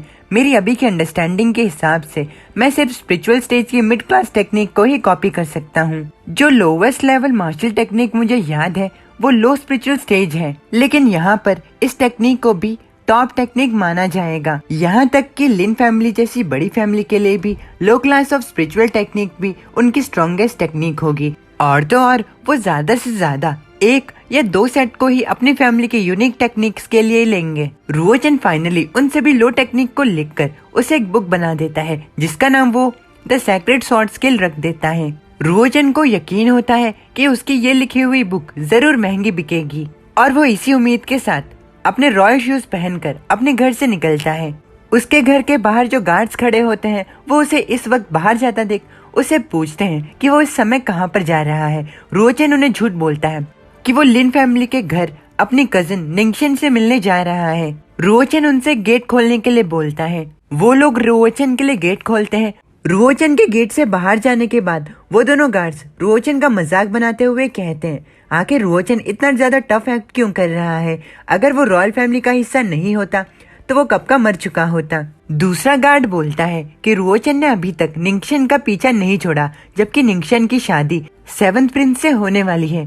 रुओजन उनकी ये बातें सुनकर भी उनसे कुछ नहीं कहता। अपने घर से थोड़ा दूर जाकर रुओजन अपनी आइडेंटिटी को हाइड करने के लिए एक केप को पहनता है एंड मार्शल मार्केट की तरफ चला जाता है। मार्शल मार्केट एक ऐसी जगह है जो अपने आप में ही 5 एरियाज में डिवाइडेड है। ये 5 एरियाज हैं pill market, weapon market, beast market, slave market and central auction. कुछ केसेस में मार्शल मार्केट यूनवो कमांडरी के प्राइजेस को जज करती है, इसीलिए कमांडरी अपने मैनेजमेंट के साथ स्ट्रिक्ट होती है। सिर्फ वॉरियर्स और ऊंचे घराने के लोग ही मार्शल मार्केट में अलाउड हैं। रुओजन अपने स्वॉर्ड स्किल को बेचने के लिए सेंट्रल ऑक्शन की तरफ जाता है ताकि वो अपने स्वॉर्ड स्किल्स को बेचकर अपने फायदे को बड़ा कर सके। वहां पर पहुंचकर उसे एक लड़की मिलती है जिससे रुओजन सेंट्रल ऑक्शन के सुपीरियर मिनिस्टर से मिलने के लिए कहता है। वो लड़की रुओजन से बोलती है, मैं सुपीरियर मिनिस्टर को तो इन्फॉर्म कर दूंगी, लेकिन ज्यादातर सुपीरियर मिनिस्टर बिजी रहते हैं। अब क्योंकि रुओजन वहां पर पहुंचकर डायरेक्टली उस लड़की से सुपीरियर मिनिस्टर से मिलने के लिए कहता है, तो उस लड़की को लगता है कि रुओजन की बातों को सीरियसली लेना चाहिए, क्योंकि कोई भी आकर वहाँ के सुपीरियर मिनिस्टर से मिलने के लिए क्यों बोलेगा। कुछ समय बाद वो लड़की अपने साथ सुपीरियर मिनिस्टर को लेकर आती है। आते संग ही सुपीरियर मिनिस्टर रुओजन के शूज की तरफ देखते हैं, जिनसे उन्हें पता लगता है कि रुओजन रॉयल पैलेस का मेंबर है। इस चीज को ध्यान में रखते हुए वो मिनिस्टर रुओजन को अपने साथ इज्जत से चलने के लिए कहते हैं। रुओजन इस चीज को देखकर खुद से कहता है, मैंने ये प्लान करके इन शूज को पहना है ताकि मैं दूसरों को इम्प्रेस कर सकूं। मैंने ऐसा इसीलिए किया क्योंकि low classes of spiritual sword technique सबको चाहिए होगी एंड मैं भी इतना भी स्ट्रॉन्ग नहीं हूँ कि मैं इसे प्रोटेक्ट कर सकूं। अब वो सुपीरियर मिनिस्टर रुओजन को प्रिंसिपल अप्रेसर से मिलाते हैं। प्रिंसिपल अप्रेसर से मिलकर रुओजन उनसे स्वॉर्ड स्किल को सेल करने की बात करता है। प्रिंसिपल अप्रेसर रुओजन की सेक्रेट स्वॉर्ड स्किल को रीड करके कंफर्म करते हैं कि वो रियल है। सुपीरियर मिनिस्टर जो कि प्रिंसिपल अप्रेसर के साथ होते हैं, वो प्रिंसिपल अप्रेसर के कंफर्मेशन के बाद बोलते हैं, अगर ये रियल है तो इसकी वैल्यू 2 लाख सिल्वर कॉइन्स होगी, लेकिन जो भी इसे बाय करेगा उसे पहले ये चेक भी करना होगा कि ये रियल है या नहीं तो ऑक्शन जो है वो इनवैलिड होगी। रुओजन ये सुनकर कहता है, सभी चीजें ऑक्शन के रूल के हिसाब से ही होंगी। कुछ घंटे बाद वही सेम लड़की रुओजन के पास आती है एंड वो उसे बताती है कि उसकी बुक जो है वो बिक चुकी है। जिसने उस बुक को खरीदा है वो लिन फैमिली के हेड हैं, जिन्होंने 1,24,000 सिल्वर कॉइन्स में रुओजन की बुक को खरीदा है। ये सुनकर रुओजन शॉक्ड हो जाता है। अब तभी वहाँ पर सुपीरियर मिनिस्टर लिन फैमिली के हेड के साथ आते हैं एंड लिन फैमिली के हेड यानी कि रुओजन के अंकल को रुओजन को दिखाते हैं एंड बताते हैं कि यही इस बुक को सेल कर रहे हैं। इस टाइम तक भी किसी को भी पता नहीं चलता कि वो सेलर रुओजन ही है। रुओजन के अंकल रुओजन के शूज को देखते हैं एंड खुद से कहते हैं, ये तो रॉयल फैमिली के काइलियन गोल्ड गाइडेड बूट्स हैं, इसका मतलब ये आदमी जरूर महल का कोई जरूरी आदमी होगा। रुओजन के अंकल रुओजन को अपना नाम बताते हैं जो कि ली फेंगशियान होता है एंड बदले में वो रुओजन का नाम पूछते हैं, लेकिन रुओजन उन्हें अपना नाम बताने से मना कर देता है एंड उन्हें सेक्रेट स्वॉर्ड स्किल के short formulas and sword movement pictures को वेरीफाई करने के लिए कहता है। फेंगशियान उन टेक्निक्स को वेरीफाई करता है एंड उसे पता चलता है कि जिस किसी ने भी इन स्वॉर्ड मूवमेंट पिक्चर्स को ड्रॉ किया है वो हेवन रियलम का एक पूर्वज है एंड अब इन टेक्निक्स की मदद से लिन फैमिली की फाउंडेशन भी स्ट्रॉन्ग हो जाएगी। फेंगशियान उन टेक्निक्स को वेरीफाई करता है एंड रुओजन को इतने टॉप क्लास स्वॉर्ड टेक्निक्स के लिए शुक्रिया कहता है एंड इसी के साथ वो वहाँ से चला जाता है। बाहर जाकर निंगशन अपने फादर से कहती है कि उसे ऐसा लगता है कि वो सेलर को जानती है। फेंगशियान कहता है, मुझे भी लगता है कि मैंने उसे महल में कहीं देखा है। उसकी रियल आइडेंटिटी जो है वो काफी ज्यादा डरावनी हो सकती है। अपने फादर की ये बात सुनकर निंगशन अपने फादर से कहती है कि वो ऐसा क्यों बोल रहे हैं। फेंगशियान अपनी बेटी से कहता है, जो सेक्रेट स्वॉर्ड स्किल की इंक है वो अभी भी गीली है, इसका मतलब ये है कि उसके ग्राफिक्स को आज ही बनाया गया है। हालांकि जो कोई भी सेक्रेट स्वॉर्ड स्किल को ड्राइंग करने के काबिल हो वो जरूर हेवन रियलम का एक सुपीरियर होगा। ये सुनकर निंगशन हैरान हो जाती है एंड कहती है, क्या हेवन रियलम का एक सुपीरियर? अभी तक तो ग्रैंडफादर भी इस रियलम तक नहीं पहुंचे हैं। निंगशन अपने फादर से कहती है, अगर वो महल का एक जरूरी व्यक्ति है तो उसे सिल्वर कॉइन्स की क्या जरूरत है? आखिर वो स्पिरिचुअल स्टेज की स्वॉर्ड टेक्निक को ऑक्शन में क्यों बेचेगा? फेंगशियान अपनी बेटी को बताता है, रॉयल फैमिली में 8 मार्शल आर्ट्स हैं, लेकिन जो सेक्रेट स्वॉर्ड स्किल है वो उनमें से एक नहीं है। हमें इसके बारे में ज्यादा जानकारी नहीं लेनी चाहिए क्योंकि हम हेवन रियलम के किसी सुपीरियर को नाराज करने की गलती बिल्कुल भी अफोर्ड नहीं कर सकते। निंगशन, तुम्हारे पास स्वॉर्ड टेक्निक का सेक्रेट मार्क है, इसलिए तुम सेक्रेट स्वॉर्ड स्किल को प्रैक्टिस करने के लिए सबसे बेस्ट कैंडिडेट हो। अगर तुम इस 100 टेक्निक के फर्स्ट आर्ट को 3 महीनों के अंदर अंदर मास्टर कर लेती हो तो जरूर ईयर एंड असेसमेंट में तुम्हारी सब बहुत तारीफ करेंगे। ये सुनकर निंगशन कहती है जैसा आप कहें। अब दूसरी तरफ रुओचन भी पिल मार्केट की तरफ जाता है। वहाँ पर जाते हुए रुओचन के हाथ में एक कार्ड होता है जिसे देखकर वो कहता है जो पैसे मुझे मिले थे उनमें से 12 लाख सिल्वर कॉइन्स जो है वो मार्शल मार्केट के इस वीआईपी कार्ड में डिपॉजिट हो चुके हैं। मैंने 20,000 सिल्वर कॉइन्स से स्पिरिचुअल क्रिस्टल्स खरीदे हैं और अभी के लिए मेरे हाथों में 8,000 सिल्वर कॉइन्स हैं। अब पिल मार्केट में जाते हुए रुओचन शॉपकीपर से अपने लिए 20 bottles of marrow washing liquid, 200 blood pills and कुछ रिफाइनिंग पाउडर और एनर्जी पिल्स को खरीदता है। रुओचन अपने मन के अंदर कहता है refining powder and energy pills से मेरी कल्टीवेशन जो है वो जल्दी से इंक्रीज हो जाएगी। हालांकि ये महंगी है लेकिन इन्हें खरीदने से मुझे फायदा होगा। अब तभी रुओचन अचानक से रीजनरेटिंग लोशन को भी खरीदता है। अब रुओचन अपने घर जाता है। उसे अपने घर पर यूनर दिखती है। यूनर रुओचन को देखकर कहती है 9th प्रिंस काफी ज्यादा देर हो चुकी है, आखिर आप अभी तक क्यों नहीं सोए? रुओचन कहता है सिस्टर यून, मैं आपके लिए रीजनरेटिंग लोशन को लेकर आया हूँ, इसकी मदद से आपका हाथ जल्दी ही ठीक हो जाएगा। ये देखकर यूनर काफी ज्यादा खुश होती है एंड वो 9th प्रिंस से कहती है आखिर आपको इस लोशन को खरीदने के पैसे कहाँ से मिले? यूनर अपने मन के अंदर कहती है जो lowest grade of regenerating lotion होता है वो भी एटलीस्ट 200 सिल्वर कॉइन्स का होता है और जो अच्छे वाले लोशन होते हैं वो 500 सिल्वर कॉइन से भी महंगे बिकते हैं। रुओचन यूनर से कहता है मेरे भी कुछ सीक्रेट्स हैं जो कि मैं तुम्हें अभी नहीं बता सकता। मुझे उम्मीद है कि तुम मेरे इस सीक्रेट को बरकरार रखोगी और मेरी मॉम को इसके बारे में नहीं बताओगी। ये सुनकर यूनर रुओचन की बात मान लेती है एंड अपने मन के अंदर कहती है शायद 9th प्रिंस जो है उन्हें एक अच्छा मौका मिला है, शायद वो फ्यूचर में मार्शल आर्ट के एक सुपीरियर बन पाए। अब तभी रुओचन यूनर से कहता है मुझे उम्मीद है कि तुम मेरी मॉम के बारे में मुझे एक चीज बता पाओगी। मेरी मदर जो है वो लिन के हेड की सिस्टर है, आखिर उन्होंने लिन्स के साथ अपने रिलेशंस को खत्म क्यों कर लिया? 3 साल पहले क्या हुआ था? रुओचन की इस बात को सुनकर यूनर का चेहरा उतर जाता है एंड वो कहती है पास्ट में तुम हमेशा बीमार और कमजोर रहते थे, इसीलिए तुम्हारी हेल्थ को देखते हुए तुम्हें ये नहीं बताया गया, लेकिन अब क्योंकि तुम्हारे पास एक सैक्रेड मार्क है तो मैं तुम्हें बता देती हूँ। अब रुओचन को बताती है शायद तुम्हें लिन शेन्यू के बारे में याद होगा जो कि लिन फैमिली का ग्रेट जीनियस था। वो तुम्हारे कजन होने के साथ साथ लिन फैमिली के हेड का सबसे बड़ा बेटा था। सिर्फ 17 साल की उम्र में ही वो कंप्लीशन ऑफ येलो रियलम पे पहुंच गया था, लेकिन 3 साल पहले लिन शेन्यू ने उससे भी ज्यादा एक्स्ट्रा ऑर्डिनरी जीनियस को नाराज कर दिया, जिसके लिए उसके लेग्स को डिसेबल कर दिया गया और उसे सेलेशियल जेल में भेज दिया गया। ये सुनकर रुओचन कहता है आखिर ऐसा कैसे हुआ? लिन फैमिली जो है वो तो यूनवो कमांड्री में एक ग्रेट फैमिली के तौर पे देखी जाती है, आखिर किसकी ऐसी हिम्मत हुई जिसने कि लिन फैमिली के ग्रेट जीनियस को जेल में बंद कर दिया? क्या जिस किसी ने भी ऐसा किया है वो एक बड़े घर आने का था? यूनर रुओचन से कहती है तुम बिल्कुल सही कह रहे हो, जिस व्यक्ति को लिन शेन्यू ने नाराज किया वो 7th प्रिंस था जो कि यूनवो कमांड्री का सबसे ज्यादा चमकीला तारा है। 7th प्रिंस के कंपैरिजन में हर कोई यहाँ पर लाइफलेस है। ये सुनकर रुओचन कहता है क्या बस इतनी ही बात है? ये सुनकर यूनर रुओचन को बताती है कि जब शेन्यू को जेल में डाल दिया गया था तो लिन्स का हेड जो थे उन्होंने महल में अंदर किया और कॉन्क्यूबाइन लिन यानी कि रुओचन की मदर से भीख मांगी ताकि वो कमांडरी प्रिंस को बोलकर लिन शेन्यू को छुड़ा पाए। लिन शेन्यू को छुड़ाने में लिन फैमिली मुंह मांगी कीमत भी दे रही थी। यूनर अब रोने लगती है एंड वो रोते हुए रुओचन से कहती है नेचुरली कॉन्क्यूबाइन लिन ने जब कमांडरी प्रिंस से मिलने की बात की तो उन्हें क्वीन ने रोक दिया। उन लोगों की बहस हुई और क्वीन ने गुस्से में आकर कॉन्क्यूबाइन लिन को 30 बार कोहड़े पड़वाए। इस चीज के होने के बाद कॉन्क्यूबाइन लिन जो थी वो ऑलमोस्ट मरने की हालत पर आ गई थी। इस बात को सुनकर रुओचन गुस्से में आ जाता है एंड वो यूनर से कहता है कि कमांडर प्रिंस ने इसके बारे में कुछ नहीं किया।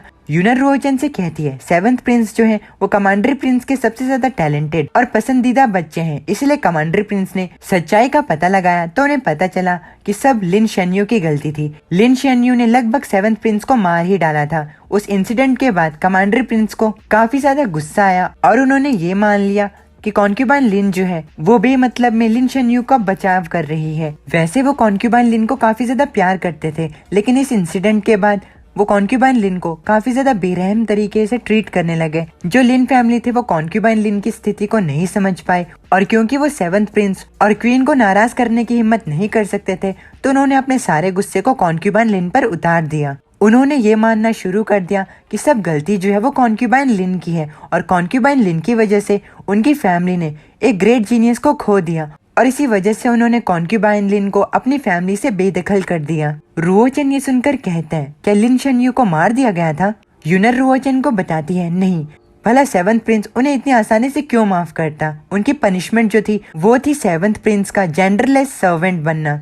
ये सुनकर रुओचन के होश उड़ जाते हैं। वो कहते हैं, इसका मतलब लिन फैमिली का ग्रेटेस्ट जीनियस जो था उसे जेंडरलेस और सर्वेंट बना दिया गया था। ये तो सच में लिन फैमिली के लिए बहुत बड़ी बेइज्जती है। यूनर रुओचन से कहती है, इसीलिए मुझे समझ में नहीं आता कि अगर इस इंसिडेंट ने लिन फैमिली को इतना ज्यादा बेइज्जत कर दिया था तो लिन के जो हेड हैं वो अपनी बेटी की शादी सेवंथ प्रिंस से क्यों करवा रहे हैं। रुओचन सारी सिचुएशन को समझते हुए अपना दिमाग का इस्तेमाल करता है एंड यूनर से कहता है, सेवंथ प्रिंस के टैलेंट के साथ वो राज सिंहासन को जीत लेगा और यूनवो कमांडरी का लॉर्ड बन जाएगा। जो लिन है वो अपने रिलेशन को सेवंथ प्रिंस के साथ ठीक करना चाहते हैं, इसीलिए उनके लिए बेस्ट चॉइस है अरेंज मैरिज को करवाना।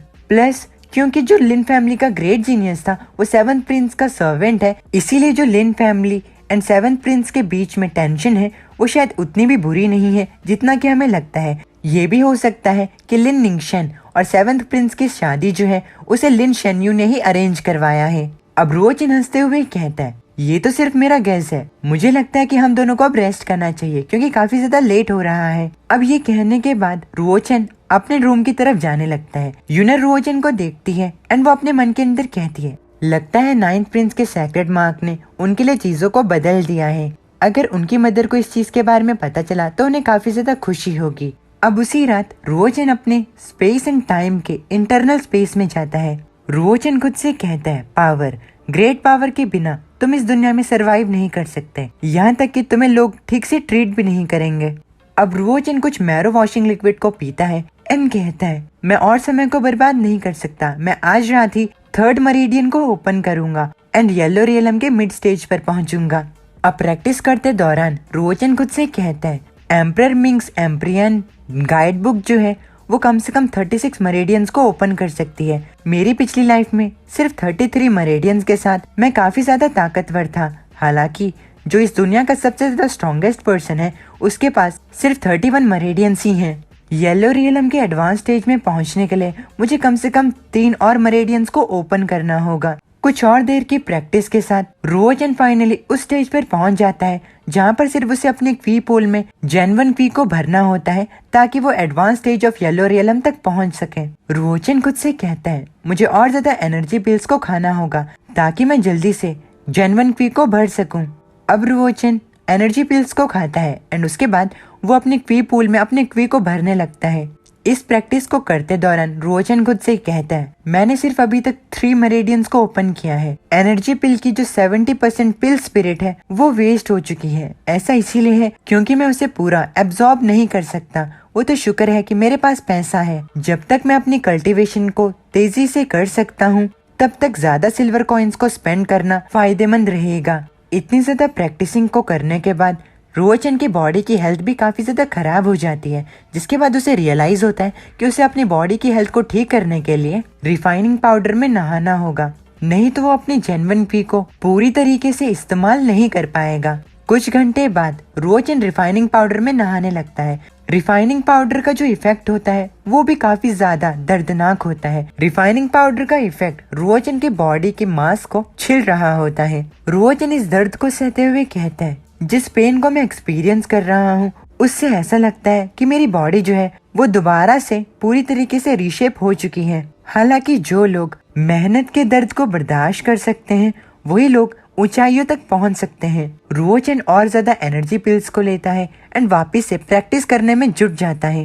रुओचन का सिर्फ एक ही फायदा होता है, वो होता है उसके स्पेस एंड टाइम का इंटरनल स्पेस।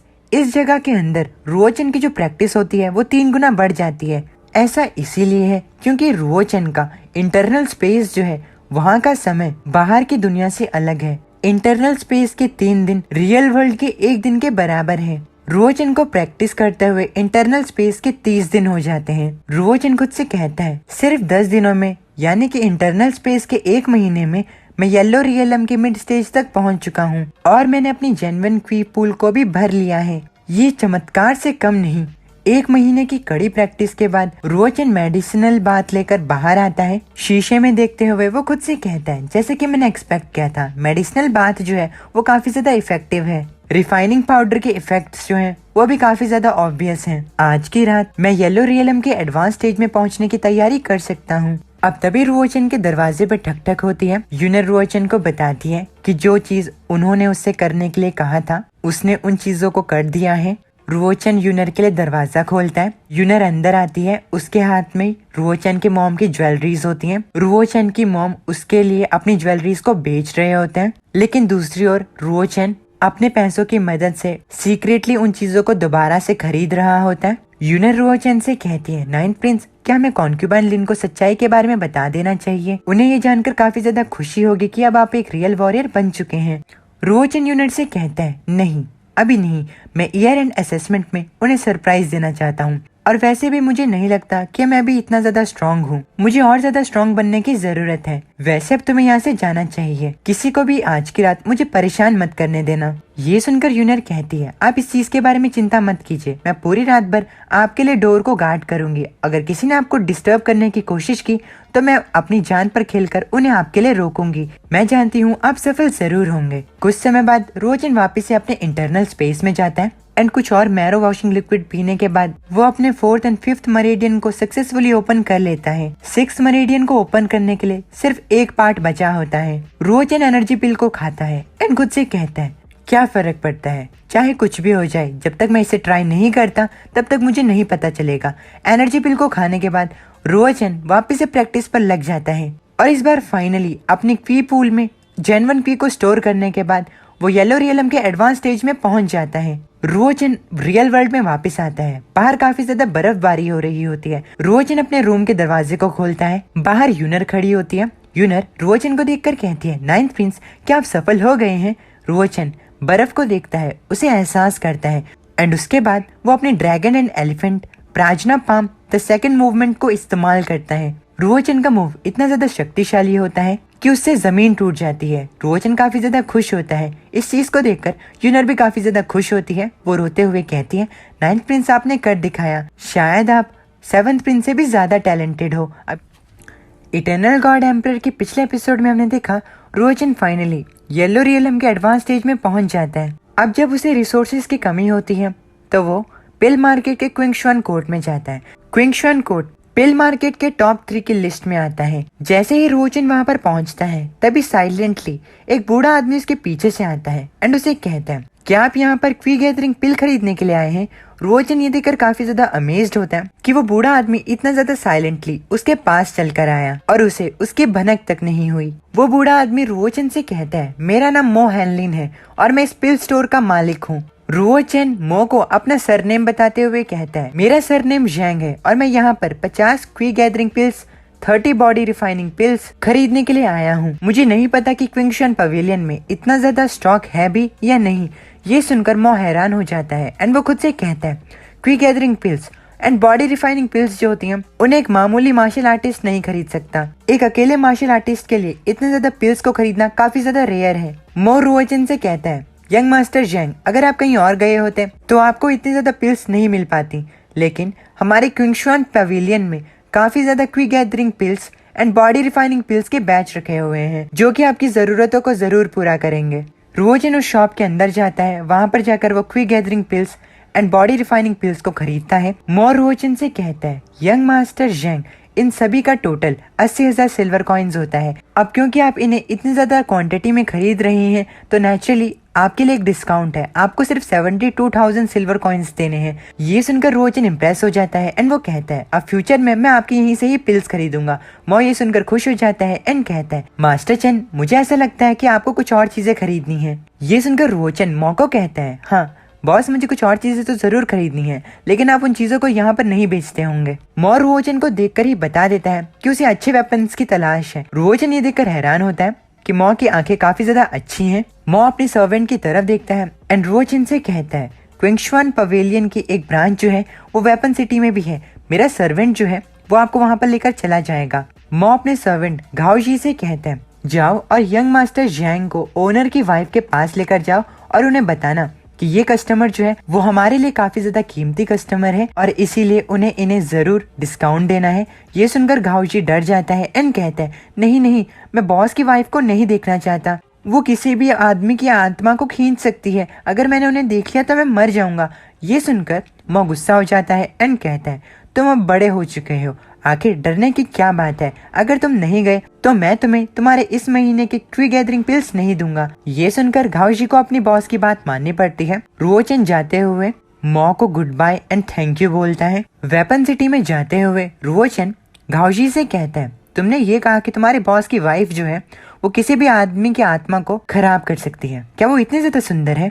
घाओजी रुओचन से कहता है जो बॉस की वाइफ है वो काफी ज्यादा ब्यूटीफुल है, वो एक डीमन वुमेन है जिनकी एक नजर ही आदमियों को अपनी तरफ अट्रैक्ट करने के लिए काफी है। उन्होंने 7 बॉसेस से शादी की थी और तो और वो सारे 7 बॉसेस जो थे वो अपनी शादी की रात को ही मारे गए। उनके मरने के बाद बॉस की वाइफ ने उन सभी की प्रॉपर्टीज को ले लिया और यहाँ तक कि मेरे बॉस भी जो हैं वो बॉस की वाइफ के लिए काम कर रहे हैं। अब वो दोनों वेपन सिटी में जाकर क्विंगशुआन पवेलियन के ब्रांच में पहुंचते हैं। वहां पर जाकर वो वहां के ओनर से मिलने की बात करते हैं। बाहर से सिक्योरिटी गार्ड उन्हें रोक देता है एंड वो किसी और को कोर्टयार्ड के अंदर ओनर को इस चीज के बारे में इन्फॉर्म करने के लिए भेजता है एंड उन दोनों को वहीं पर रुकने के लिए कहता है। दूसरी ओर ओनर के पास एक सर्वेंट पहुंचती है एंड वो सर्वेंट वहां की ओनर को बताती है। वहां की ओनर अपनी सर्वेंट से पूछती है कि जो बायर है जिसे कि मो हेनली ने यहाँ पर भेजा है वो किसी क्लैन का एल्डर या किसी फैमिली का हेड है। जो क्विंगशुआन पवेलियन की ओनर होती है वो क्विनिया होती है एंड इसी वुमेन के बारे में घाओजी ने रुओचन को बताया था। क्विनिया अपनी सर्वेंट से कहती है कि वो आज के लिए थक चुकी है। उसकी सर्वेंट उसे बताती है कि जो बायर है वो सिर्फ 16 या 17 साल का एक टीनेजर है। इस चीज को जानकर क्विन को रुओचन के बारे में इंटरेस्ट आने लगता है एंड वो अपने सर्वेंट से कहती है कि अब उसे थकावट महसूस नहीं हो रही है, इसीलिए वो बायर को जाकर इनर हॉल में आने के लिए कहे। इनर हॉल में आने के बाद रुओचन को अच्छे खाने के साथ ट्रीट किया जाता है। घाओजी अभी भी क्वीन से काफी ज्यादा डरा होता है। अब तभी क्वीन वहां पर आती है एंड जेंग से कहती है आप मेरे काफी ज्यादा कीमती गेस्ट हैं, आप क्विंगशुआन पवेलियन के मास्टर जेंग है ना? आखिर आपको किस तरीके का वेपन खरीदना है? आपके दिमाग में जरूर वेपन को लेकर एक आइडिया होगा। क्वीन की खूबसूरती को देखकर रुओचन अपने मन के अंदर कहता है अच्छी बात यह है कि मेरी मेंटल स्ट्रेंथ जो है वो काफी ज्यादा स्ट्रांग है, इसीलिए मैं क्वीन की खूबसूरती पर नहीं पिघलूंगा। रुओचन क्वीन से कहता है मुझे एक स्वॉर्ड चाहिए, एक true martial treasure level sword. Ruochen की मेंटल स्ट्रेंथ को देखकर क्वीन अपने मन के अंदर कहती है अब समझ में आया कि मो हेनलिन ने इस व्यक्ति को मुझे पर्सनली मिलने क्यों भेजा। ये काफी ज्यादा इम्प्रेसिव बात है कि एक नॉर्मल टीनेजर जो है उसके पास इस तरीके की मेंटल पावर है। क्वीन रुओचन से कहती है अब क्योंकि यंग मास्टर जेंग जो है वो क्विंगशुआन पवेलियन के काफी ज्यादा इज्जतदार गेस्ट हैं, इसलिए मैं आपको पर्सनली आर्मरी दिखा कर आऊंगी। अब रुओचन क्विनिया के साथ आर्मरी के अंदर जाता है। घाओजी को काफी ज्यादा चिंता हो रही होती है क्योंकि जो भी आदमी अभी तक क्विनिया के साथ आर्मरी के अंदर गया होता है वो कभी भी सही सलामत आर्मरी से नहीं आया था। घाओजी कहता है कि उसे डर है कि कहीं जेंग के साथ भी ऐसा ना हो। क्वीन रुओचन को आर्मरी दिखाती है। जो ऑर्डिनरी लोग होते हैं वो नॉर्मल वेपन को यूज करते हैं और जो मार्शल आर्टिस्ट होते हैं वो ट्रू मार्शल वेपन की ट्रू पावर को बाहर निकाल सकते हैं, इसीलिए वो एक ट्रू मार्शल वेपन यूज करते हैं। वेपन के ग्रेड, मटेरियल एंड जो number of words true martial treasure weapon के अंदर होते हैं उसके हिसाब से वेपन्स को 9 क्लासेस में डिवाइड किया गया है। एक ट्रू मार्शल ट्रेजर वेपन के क्लासेस जो होते हैं उसका सबसे ज्यादा लोएस्ट ऑर्डर जो होता है वो फर्स्ट होता है और जो सबसे ज्यादा हाईएस्ट ऑर्डर होता है वो 9th होता है। क्वीन अब रुओचन से कहती है यंग मास्टर जेंग आप यहाँ से किसी भी स्वॉर्ड को पसंद कर सकते हैं, अगर आपको कोई पसंद आ गई तो बस आप मुझे बता दीजिएगा। ये सुनकर रुओचन क्वीन को शुक्रिया कहता है। अब तभी रुओचन की नजर उसके पिछले जन्म के एक स्वॉर्ड पर पड़ती है। उसके स्वॉर्ड का नाम डीप अबायस होता है। उसे देखते संग ही रुओचन उसे उठा लेता है। रुओचन के पास उस स्वॉर्ड को देखकर क्वीन रुओचन से कहती है ये स्वॉर्ड जो है वो एक एंशिएंट स्वॉर्ड है जिसकी हिस्ट्री कम से कम 1000 साल पुरानी है। काफी ज्यादा भारी होने के साथ साथ ये काफी ज्यादा शार्प है। इसका मटेरियल जो है वो भी काफी ज्यादा स्पेशल है। कोई भी स्पेशलिस्ट इस चीज का पता नहीं लगा पाया है कि ये आखिर किससे बनी है। अगर ये स्वॉर्ड टूटी हुई नहीं होती तो ये कम से कम 7th order true martial treasure या फिर उससे भी ज्यादा हायर ग्रेड का ट्रेजर होती, लेकिन बदकिस्मती से इसके जो वर्ड्स हैं इसके अंदर वो भी सारे टूटे हुए हैं। क्वीन रुओचन से कहती है कि अगर उसे ये स्वॉर्ड खरीदनी है तो वो इसे first order true treasure weapon के रेट में बेच देगी। रुओचन समय बर्बाद नहीं करता एंड वो क्वीन से उस स्वॉर्ड का प्राइस पूछता है। क्वीन उस स्वॉर्ड का प्राइस उसे 1000 सिल्वर कॉइन्स बताती है। रुओचन स्वॉर्ड को खरीद लेता है। रुओचन अपने मन के अंदर कहता है, इस स्वॉर्ड को 800 साल पहले मुझे शियाओ ने दिया था। जब इस स्वॉर्ड का ओनर मरता है तब इस स्वॉर्ड भी मर जाती है। अब क्योंकि मैं अभी वापस से जिंदा हो चुका हूँ तो ये स्वॉर्ड भी जो है वो भी जरूर जिंदा होगी। डीप अबायस, मैं तुम्हारी जिंदगी को धोऊंगा और तुम्हें तुम्हारी शान वापस दिलाऊंगा। रुओचन को उस टूटी हुई स्वॉर्ड को उस तरीके से देखता देख क्वीन खुद से कहती है कि एक टूटी हुई स्वॉर्ड जो है वो मुझसे ज्यादा अच्छी दिखती है। अब क्वीन रुओचन के पास जाकर उसे गले लग जाती है एंड उससे पूछती है, क्या तुम सिर्फ ये टूटी हुई स्वॉर्ड खरीद रहे हो? क्या तुम्हें कुछ और नहीं चाहिए? रुओचन क्वीन को अपने इतने ज्यादा करीब आता देख उसे दूर हो जाता है एंड दूर जाकर वो एक दूसरे स्वॉर्ड को पॉइंट करते हुए कहता है, आखिर इस मार्शल ट्रेजर स्वॉर्ड की क्या कीमत है? क्वीन रुओचन को उस स्वॉर्ड के बारे में बताती है। वो स्वॉर्ड शाइनिंग सोल स्वॉर्ड होती है जो कि एक 4th level true martial weapon होती है। उस स्वॉर्ड के अंदर 14 नंबर ऑफ वर्ड्स होते हैं। उस स्वॉर्ड के अंदर 4 फोर्स वर्ड्स होते हैं, 4 आइस वर्ड्स होते हैं, 4 इलेक्ट्रिसिटी वर्ड्स होते हैं एंड आखिर के 2 लाइट वर्ड्स होते हैं। शाइनिंग सोल स्वॉर्ड जो होती है उसके अंदर 3 टाइप्स होते हैं जो कि होते हैं ice, electricity and light. Queen Ruochen को उस स्वॉर्ड का प्राइस 30,000 सिल्वर कॉइन्स बताती है। रुओचन उस स्वॉर्ड को ले लेता है एंड डीप अबायस के साथ उसे लेकर वहाँ से भागते हुए कहता है, ठीक है मैं इसे ले लूंगा। रुओचन ये सोचकर वहाँ से भाग जाता है कि ऑयन के साथ वहाँ पर और ज्यादा समय तक रहना खतरनाक है। रुओचन को वहाँ से भागता देख ऑयन कहती है, तुम सच में काफी ज्यादा तेज भागते हो लेकिन तुम मेरे हाथों से नहीं भाग सकते। फ्यूचर में तुम्हारे साथ काफी ज्यादा मजा आएगा। अब दूसरी ओर वीआईपी रूम में 8th प्रिंस एक लड़की के साथ बात कर रहे होते हैं। 8th प्रिंस उस लड़की से कहता है, मेरी मदर एंड जो रेड क्लाउड्स के मास्टर हैं वो सेम फैमिली से हैं, इसीलिए इस हिसाब से तुम मेरी बहन हुई। तुम पहली बार युनवू कमांड्री में आई हो, इसीलिए मुझे तुम्हारा ध्यान रखना चाहिए। ये जगह जो है वो युनवू कमांड्री में सबसे ज्यादा लार्जेस्ट मार्शल आर्ट स्टोर में आती है। अगर तुम्हें यहाँ से कुछ चाहिए तो तुम मुझे बता सकती हो। ये सुनकर वो लड़की कहती है, आपका इसके लिए शुक्रिया। उस लड़की का नाम शियानलिंग होता है। शियानलिंग 8th प्रिंस को बताती है कि वो यहाँ पर स्पेशली 7th प्रिंस से मिलने के लिए आई है क्योंकि वो सबसे ज्यादा टैलेंटेड है। 8th प्रिंस शियानलिंग को कहता है, बदकिस्मती से 7th ब्रदर जो है वो भी किंगडम में नहीं है। उन्हें ईयर एंड एग्जामिनेशन में पार्टिसिपेट करने की कोई चिंता भी नहीं, लेकिन शायद वो सेरेमनी को अटेंड करने जरूर आए। अगर तुम्हें सेरेमनी में आना है तो मैं तुम्हारे लिए एक जगह बुक कर सकता हूँ।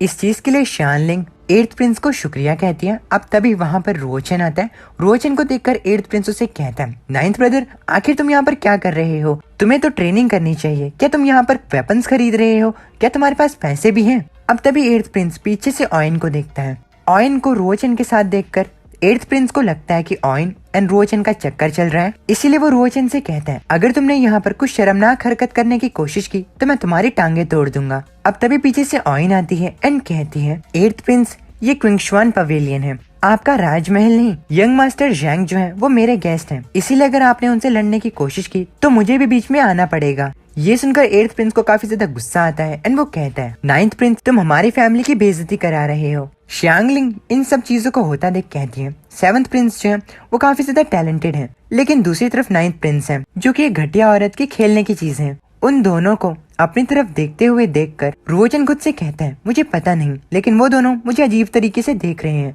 मुझे यहाँ से जाना चाहिए। रुओचन ये कहकर वहाँ से चला जाता है। पीछे से ऑयन रुओचन से कहती है, यंग मास्टर जैंग आप यहाँ पर दोबारा जरूर आएगा, मैं आपको अच्छी तरीके से ट्रीट करूंगी। अगर आपको कोई कल्टीवेशन रिसोर्सेज की जरूरत हुई तो प्लीज मुझे बता दीजिएगा। रुओचन अपने दोनों स्वॉर्ड्स को लेकर अपने घर पे आता है। काफी ज्यादा बर्फबारी होती है।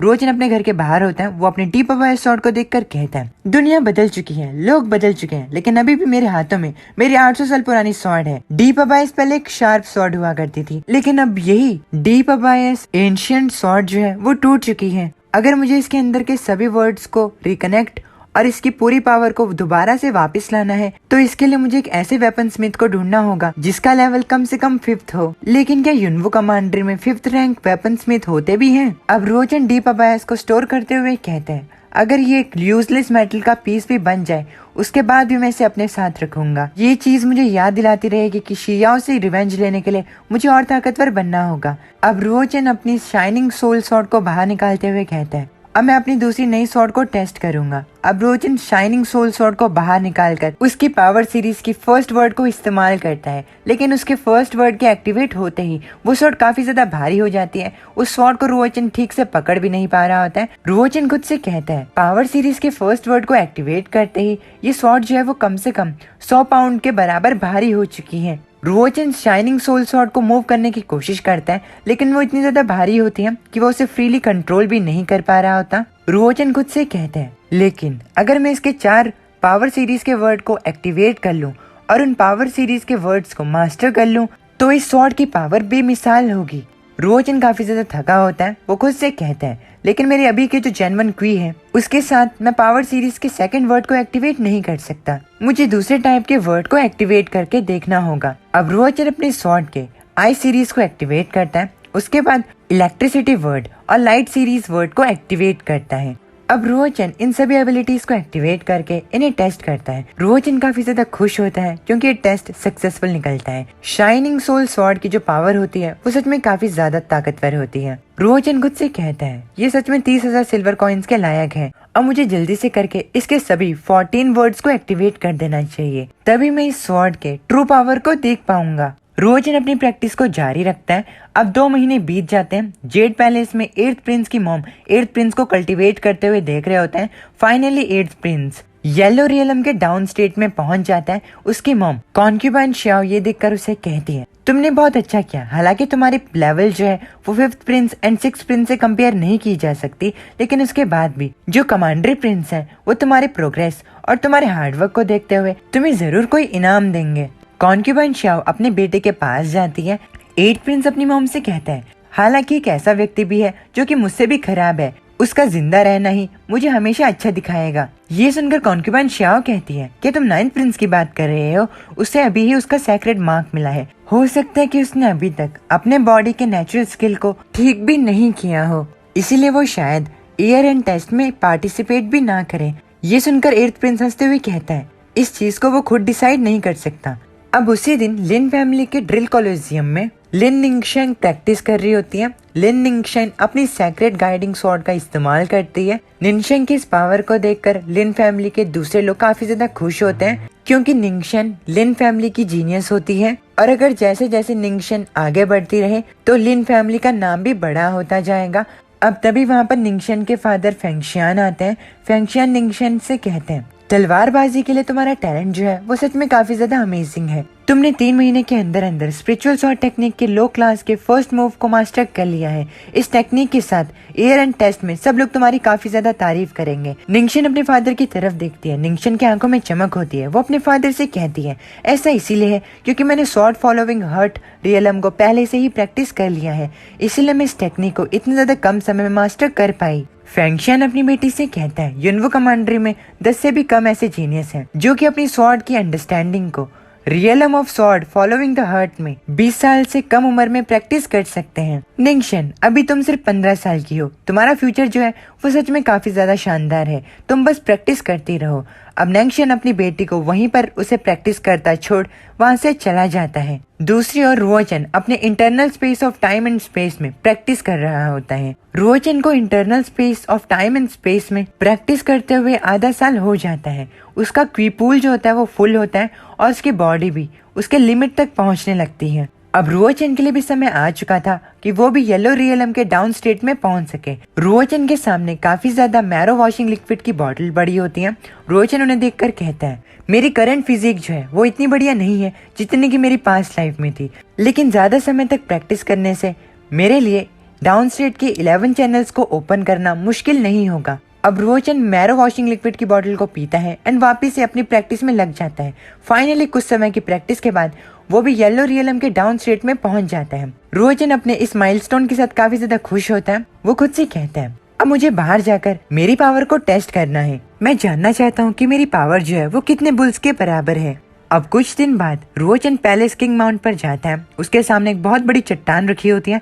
उस चट्टान पर वो अपनी गैलोपिन एलिफेंट टेक्निक को यूज करता है, जिससे वो चट्टान टूट जाती है। रुओचन अपनी इस पावर को देखकर कहता है ये इतना बुरा नहीं था, मेरे हाथ की पावर जो है वो कम से कम 18 बुल्स के बराबर है। अब रुओचन को स्वॉर्ड टेक्निक्स को इस्तेमाल करने के बारे में सोचता है। जो उसके पास अभी करंट जेन्युइन की होती है, उसकी मदद से अभी वो सिर्फ 2 वर्ड्स को सेम टाइम पर एक्टिवेट कर सकता था। अब रोजन यही करता है, वो अपने पावर सीरीज के word of I series sacred guiding sword technique को इस्तेमाल करता है। इस टेक्निक को यूज करने के बाद वो अपनी sacred breaking plum sword technique को इस्तेमाल करता है। इस टेक्निक से जो उसके सामने पेड़ होता है उसके अंदर छेद हो जाते हैं। ये देखकर रोजन काफी ज्यादा खुश होता है, क्योंकि इस स्वॉर्ड टेक्निक को सिर्फ वही लोग इस्तेमाल कर सकते थे जो कि sword following the heart realm में हो। रोजन समझ जाता है कि वो अब heart integrated into sword level के काफी ज्यादा करीब है। रोजन खुद से कहता है, अगर मैं इस मूव को ठीक से कर पाया तो ये मूव मुझे मेरे डिफिकल्ट एनिमी से डिफेंड जरूर करेगा।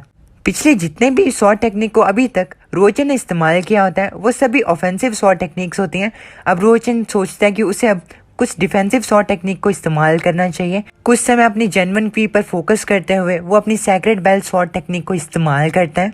अब रोजन इस मूव को करने के बाद खुद से कहता है, ये मूव जो है वो मुझे मेरे एनिमी के फुल फोर्स अटैक से डिफेंड कर सकता है। यहाँ तक कि final state of yellow realm का कोई एनिमी भी मुझ पर अपनी पूरी ताकत के साथ हमला करे तब भी मैं इस टेक्निक को इस्तेमाल करके बच सकता हूँ। ईयर एंड टेस्ट से पहले मेरे लिए अच्छा ये रहेगा कि मैं इन टेक्निक्स को थोड़ा और प्रैक्टिस करूँ।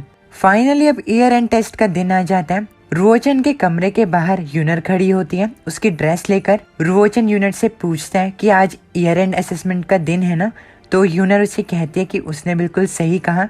अब यूनर रोजन से कहती है, वैसे 9th प्रिंस आपको थोड़ा संभल कर रहना चाहिए, क्योंकि मैंने सुना है 8th प्रिंस येलो रियलम के डाउन स्टेट तक पहुंच चुके हैं, इसलिए वो आपको जरूर टारगेट करेगा।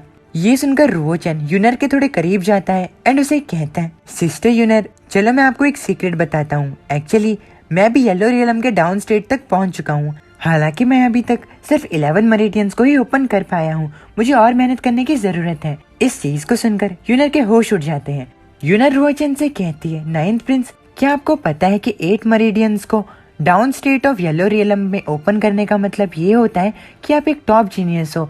जो 7th प्रिंस है उसने अभी तक सिर्फ 10 मेरिडियंस को ही ओपन किया है और इसी चीज ने पूरी दुनिया को शॉक करके रखा है। आप चिंता मत कीजिए, मैं आपके इस सीक्रेट को छुपा कर रखूंगी, लेकिन आपको ध्यान से रहना चाहिए। ये सुनकर रोजन कहता है, तुम चिंता मत करो, मैं ध्यान रखूंगा कि मैं सावधान रहूं। अब यूनर रोजन से कहती है कि वो उसे तैयार करने में मदद करेगी। अब जब यूनर रोजन को तैयार कर रही होती है तो रोजन यूनर से कहता है, क्या मदर जो है वो ईयर एंड टेस्ट को देखेंगी? तो इस चीज का जवाब देते हुए यूनर रोजन से कहती है, बिल्कुल, लेकिन उन्हें ये नहीं पता है कि आप भी ईयर एंड टेस्ट को अटेंड कर रहे हैं। उन्हें काफी ज्यादा खुशी होगी ये जानकर जब उन्हें पता चलेगा कि आप फाइनली एक रियल वॉरियर बन चुके हैं। रोजन को जब यूनर तैयार कर रही होती है तो वो उसे ध्यान से देखती है। यूनर रोजन को बताती है कि कैसे वो सभी प्रिंसेस में से सबसे ज्यादा अच्छा प्रिंस दिख रहा है। अब तैयार होने के बाद रोजन एंड यूनर जो होते हैं वो रॉयल कोलोसियम की तरफ निकल जाते हैं। एंड इटर्नल गॉड एम्पर के पिछले एपिसोड में हमने देखा रोजन एंड यूनर मिलकर रॉयल कोलोसियम की तरफ निकल जाते हैं। रॉयल कोलोसियम में ईयर एंड टेस्ट के लिए सेलिब्रेशन हो रहा होता है। ईयर एंड टेस्ट देखने के लिए काफी ज्यादा लोग वहाँ पर आए होते हैं। अब तभी यूनवो कमांडर प्रिंस क्वीन से पूछते हैं कि 7th प्रिंस कहाँ पर है। क्वीन इस चीज का जवाब देते हुए उनसे कहते हैं, योर मैजेस्टी 7th प्रिंस जो है उन्होंने आधे महीने पहले एक लेटर भेजा था जिनमें उन्होंने बताया था कि वो ईयर एंड असेसमेंट में नहीं आ सकते क्योंकि उनके हाथ में कुछ तकलीफ है और वैसे भी उनके मार्शल कल्टीवेशन के लेवल के साथ उनके लिए ईयर एंड टेस्ट को अटेंड करना मीनिंगलेस है। क्वीन की बात सुनकर कमांडर प्रिंस कहते हैं, 7th प्रिंस के बिना इस साल के जो ईयर एंड टेस्ट है उसे देखने में इतना मजा नहीं आएगा। अब तभी कॉन्क्यूबाइन श्याओ कॉन्क्यूबाइन लिन को बेइज्जत करने के लिए कमांडर प्रिंस से कहती है, वैसे महाराज हालांकि जो 7th प्रिंस है वो ईयर एंड टेस्ट को अटेंड नहीं कर रहे हैं, लेकिन 9th प्रिंस जो है वो इस साल ईयर एंड टेस्ट को अटेंड कर सकते हैं। 3 महीने पहले फाइनली उन्हें एक सेक्रेट मार्क मिल चुका है। कॉन्क्यूबाइन श्याओ को ये सब बोलता देख कॉन्क्यूबाइन लिन थोड़ी हैरान हो जाती है। अब तभी कमांडर प्रिंस कॉन्क्यूबाइन लिन से कहते हैं, तुमने मुझे इतनी अच्छी न्यूज के बारे में पहले क्यों नहीं बताया? ये सुनकर कॉन्क्यूबाइन लिन कहती है, 9th प्रिंस को हाल फिलहाल में ही सेक्रेट मार्क मिला है, आप सेक्लूजन में थे इसीलिए मैंने आपको डिस्टर्ब करने के बारे में नहीं सोचा। ये सुनकर कमांडर प्रिंस मुस्कुराते हुए कहते हैं, 9th प्रिंस को उनका सेक्रेट मार्क मिल चुका है। ये एक ऐसी चीज है जिसके लिए हमें सेलिब्रेट करना चाहिए। आखिर वो कहाँ पर है? उन्हें मेरे पास लेकर आओ। कमांडर प्रिंस की बात सुनकर 8th प्रिंस रोज इनका मजाक उड़ाते हुए कहता है, सभी लोग यहाँ पर हैं, लेकिन मेरा 9th ब्रदर जो है वो अभी तक यहाँ पर नहीं आया है। चीजें उसके लिए अब बदल चुकी हैं, उसे फाइनली एक सेक्रेट मार्क मिल चुका है, इसलिए वो घमंडी बन रहा है। अब तभी पीछे से रोचन आता है एंड अपने 8th ब्रदर से कहता है, 8th ब्रदर, क्या किसी के पीठ पीछे ये सब बोलना अच्छी बात होती है? रोचन को वहाँ पर देखकर 8th प्रिंस हैरान हो जाता है। अब तभी रोचन आगे जाता है एंड कमांडर प्रिंस को अपने फादर कहने की जगह उन्हें महाराज कहकर पुकार देता है, जिससे कि सभी लोग हैरान हो जाते हैं। रोचन को ऐसा कहता देख 8th प्रिंस काफी ज्यादा मुस्कुराता है एंड हंसते हुए अपने मन के अंदर कहता है, ये तो सच में मुसीबत को अपने पास बुला रहा है, अब इसे देखने में और मजा आएगा। रोचन की बात सुनकर कमांडर प्रिंस ऑफेंड हो जाते हैं एंड कहते हैं, तुमने मुझे महाराज कहा? अब तभी क्वीन 9th प्रिंस से कहती है, 9th प्रिंस, आखिर तुम्हारी ऐसा करने की हिम्मत कैसे हुई? क्या तुम उन्हें अपना फादर नहीं मानते हो? रोचन को कमांडर प्रिंस को ऐसा कहता देख कॉन्क्यूबाइन लिन अपने पैरों पर झुक जाती है एंड कमांडर प्रिंस से कहती है, महाराज जरूर रोचन ने इसे गलती में कह दिया होगा। अब तभी रोचन कमांडर प्रिंस से कहता है, मैंने कुछ गलत नहीं कहा है, एक फादर की ड्यूटी होती है कि वो अपने बेटे को सिखाए। हालांकि मुझे यहाँ पर खराब हालत में लाया गया है, मेरे फादर होने के नाते आखिर आपने मुझे आज तक क्या सिखाया है? क्या आपको मेरी कभी चिंता रही है? एक हस्बैंड होने के नाते आपके अंदर 3 क्वालिटीज होनी चाहिए और ये क्वालिटीज हैं ग्रेटिट्यूड, अफेक्शन एंड मोरालिटी। लेकिन महाराज, जब मेरी मॉम को क्वीन ने कोहड़े पड़वाए थे तो आपका उनके प्रति प्यार कहाँ पर गया? आपके पास उनके लिए कोई अफेक्शन नहीं था। मेरी माँ ने पिछले 3 साल में काफी कुछ सहा है, क्या आपके पास उनके लिए कोई ग्रेटिट्यूड है? इतनी ज्यादा ठंड वाली रात को मुझे और मेरी मदर को हमारे घर से निकालकर कोल्ड पैलेस में जाने के लिए कह दिया।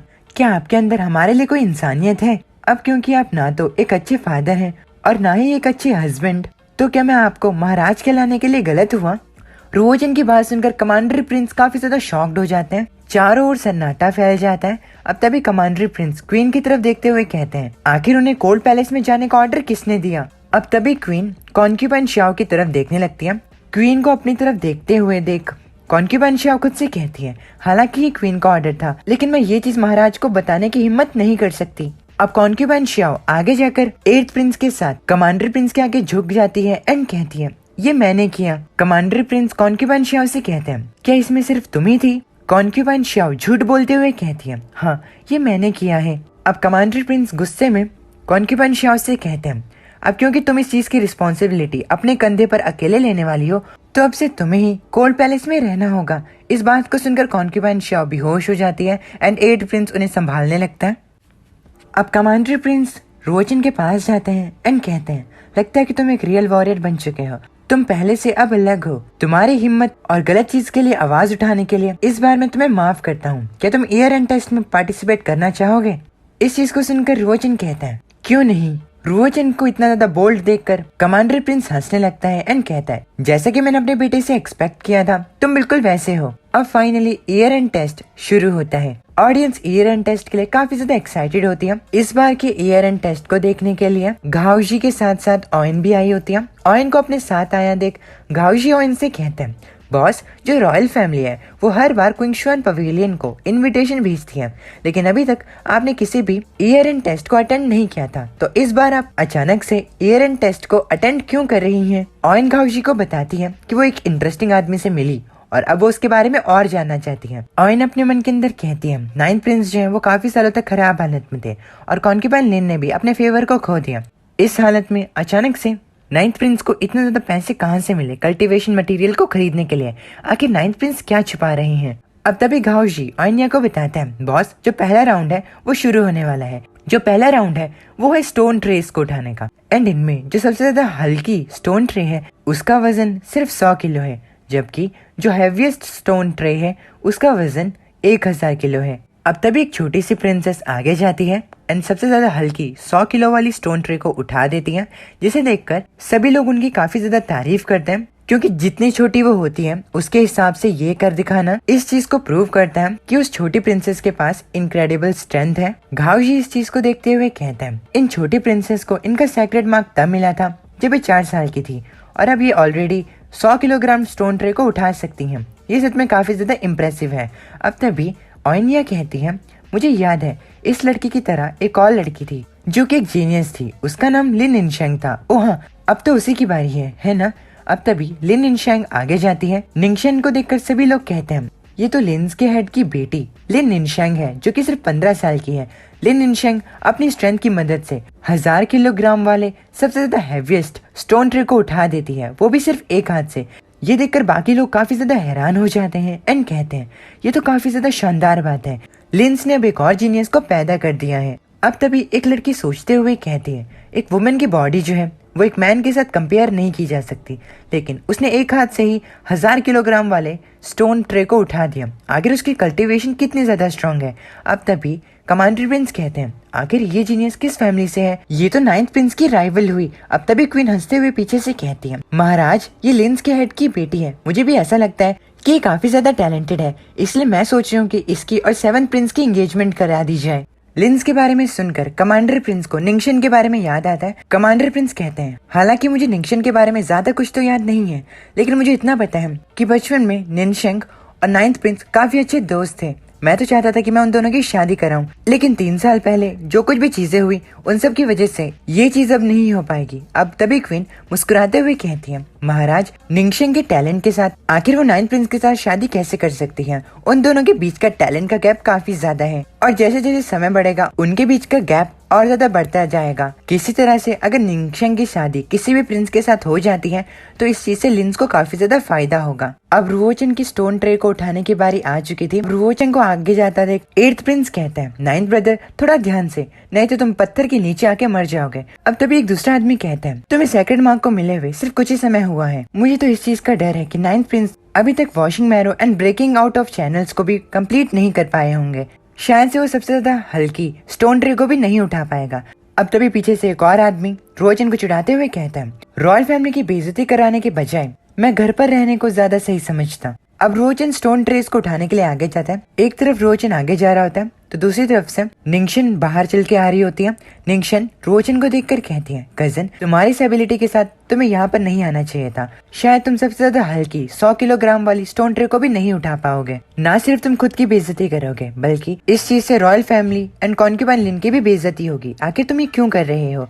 रुओचन पीछे मुड़ता है निंगशन से कहता है कजन निंगशन मैं मानता हूँ कि तुम्हारा टैलेंट जो है वो सच में काफी ज्यादा आउटस्टैंडिंग है, हालांकि इसका मतलब ये नहीं होता कि तुम दूसरों को गलत बोल सकती हो।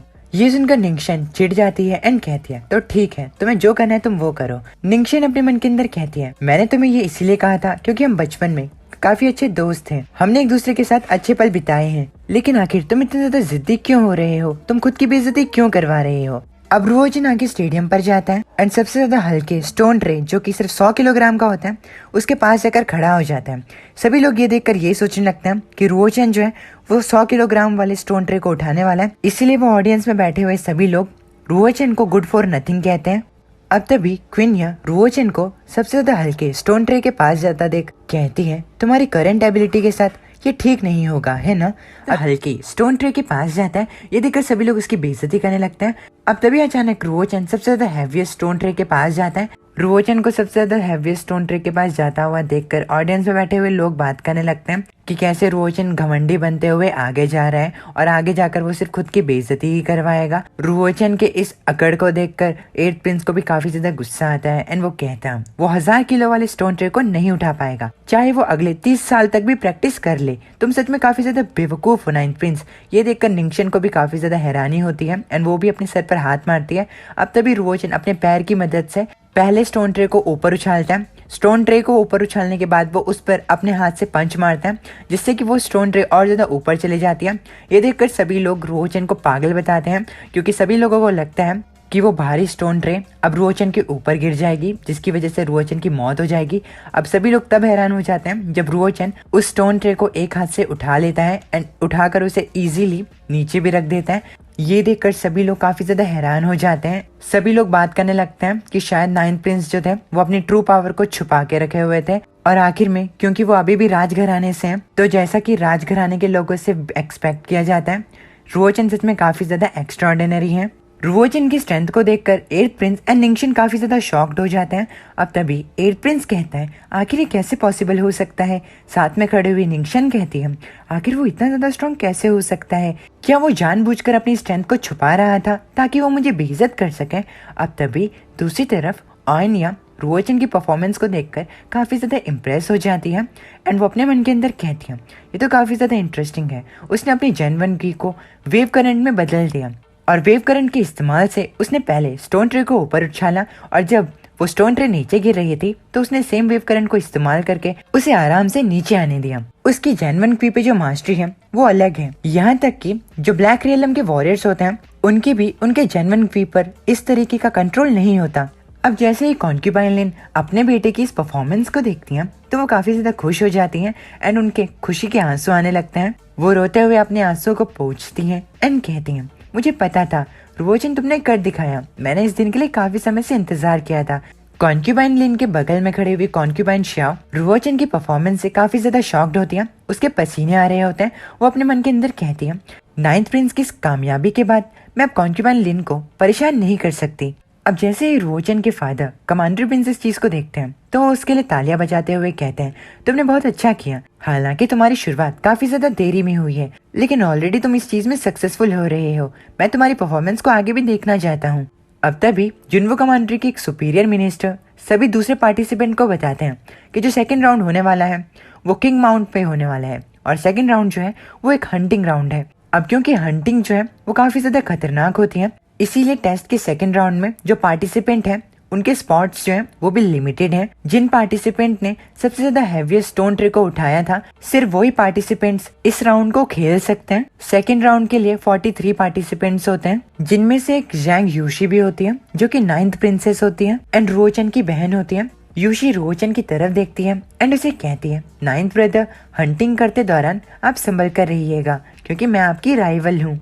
यूशी को ये सब कहता देख रुओचन थोड़ा कंफ्यूज होता है। अब तभी यूशी रुओचन को कहती है, जो 8th प्रिंस थे वो आपके एग्जाम्पल को फॉलो करके सभी स्टोन ट्रेस को उठाने की कोशिश कर रहे थे, लेकिन जब वो 10 स्टोन ट्रेस गिर गई तो उनके पैर पे चोट आ गई। ये तो सच में काफी ज्यादा शर्मनाक है। इस चीज को सुनकर रुओचन स्माइल करता है। अब तभी वो सुपीरियर मिनिस्टर सभी को बताते हैं सभी पार्टिसिपेंट को 5 थंडर एरोज दी जाएंगी। जो थंडर एरोज होती हैं वो फर्स्ट लेवल सैवेज बीस्ट को मारने के काम आती हैं और जितने स्ट्रॉन्गर आदमखोर बीस्ट को वो लोग मारेंगे उतनी बेटर उनकी परफॉर्मेंस होगी। सभी वॉरियर्स को उनके लिए अलग अलग घोड़े दिए जाते हैं। सुपीरियर मिनिस्टर सभी से कहते हैं सिर्फ वही वॉरियर थर्ड राउंड में आगे बढ़ पाएंगे जो कि आदमखोर बीस्ट को मार पाएंगे। जिस जगह पर वो लोग जा रहे हैं यानी कि किंग माउंट जो है वो खतरों से भरा हुआ है, इसीलिए वहाँ पर जाने की वजह से उन्हें अपनी जिंदगी को भी खोना पड़ सकता है। वो सुपीरियर मिनिस्टर सभी को वार्निंग देते हुए कहते हैं, अगर तुम्हें एक सेकंड लेवल सैवेज बीस्ट मिले तो वहाँ से तुरंत भाग जाना। अब किंग माउंट में हंटिंग जो है वो शुरू होती है। अब तभी निंगशन जो कि अपने घोड़े पे बैठी होती है वो रुओचन के पास जाती है एंड उसे कहती है, कजन, जो पावर टेस्ट है वो मेरी स्पेशलिटी नहीं है। मैं तुमको दिखाऊंगी कि मेरी ट्रू स्ट्रेंथ जो है वो कैसी है। मुझे उम्मीद है कि तुम भी अपना बेस्ट दे सको। अब ये बोलकर निंगशन वहाँ से चली जाती है। अब तभी रुओचन के पीछे से यूशी आती है एंड उसे कहती है, 9th ब्रदर, मैं भी अब आगे जा रही हूँ। सभी को आगे ज्यादा देख रुओचन खुद से कहता है, जो रियल गेम है अब वो फाइनली स्टार्ट हो रहा है। अब रुओचन भी अपने घोड़े में बैठता है एंड किंग माउंट पर हंटिंग करने के लिए आगे बढ़ता है।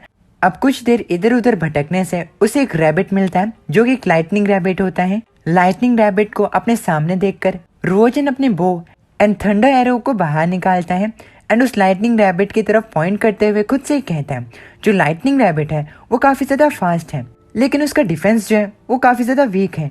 ये मेरे लिए एक परफेक्ट शिकार है। रुओचन कुछ सोचता है एंड रुक जाता है। रुओचन खुद से कहता है, ये सैवेज बीस्ट जो है वो फर्स्ट लेवल के भी नीचे आता है, इसीलिए इस पर एरो वेस्ट करना बेकार होगा।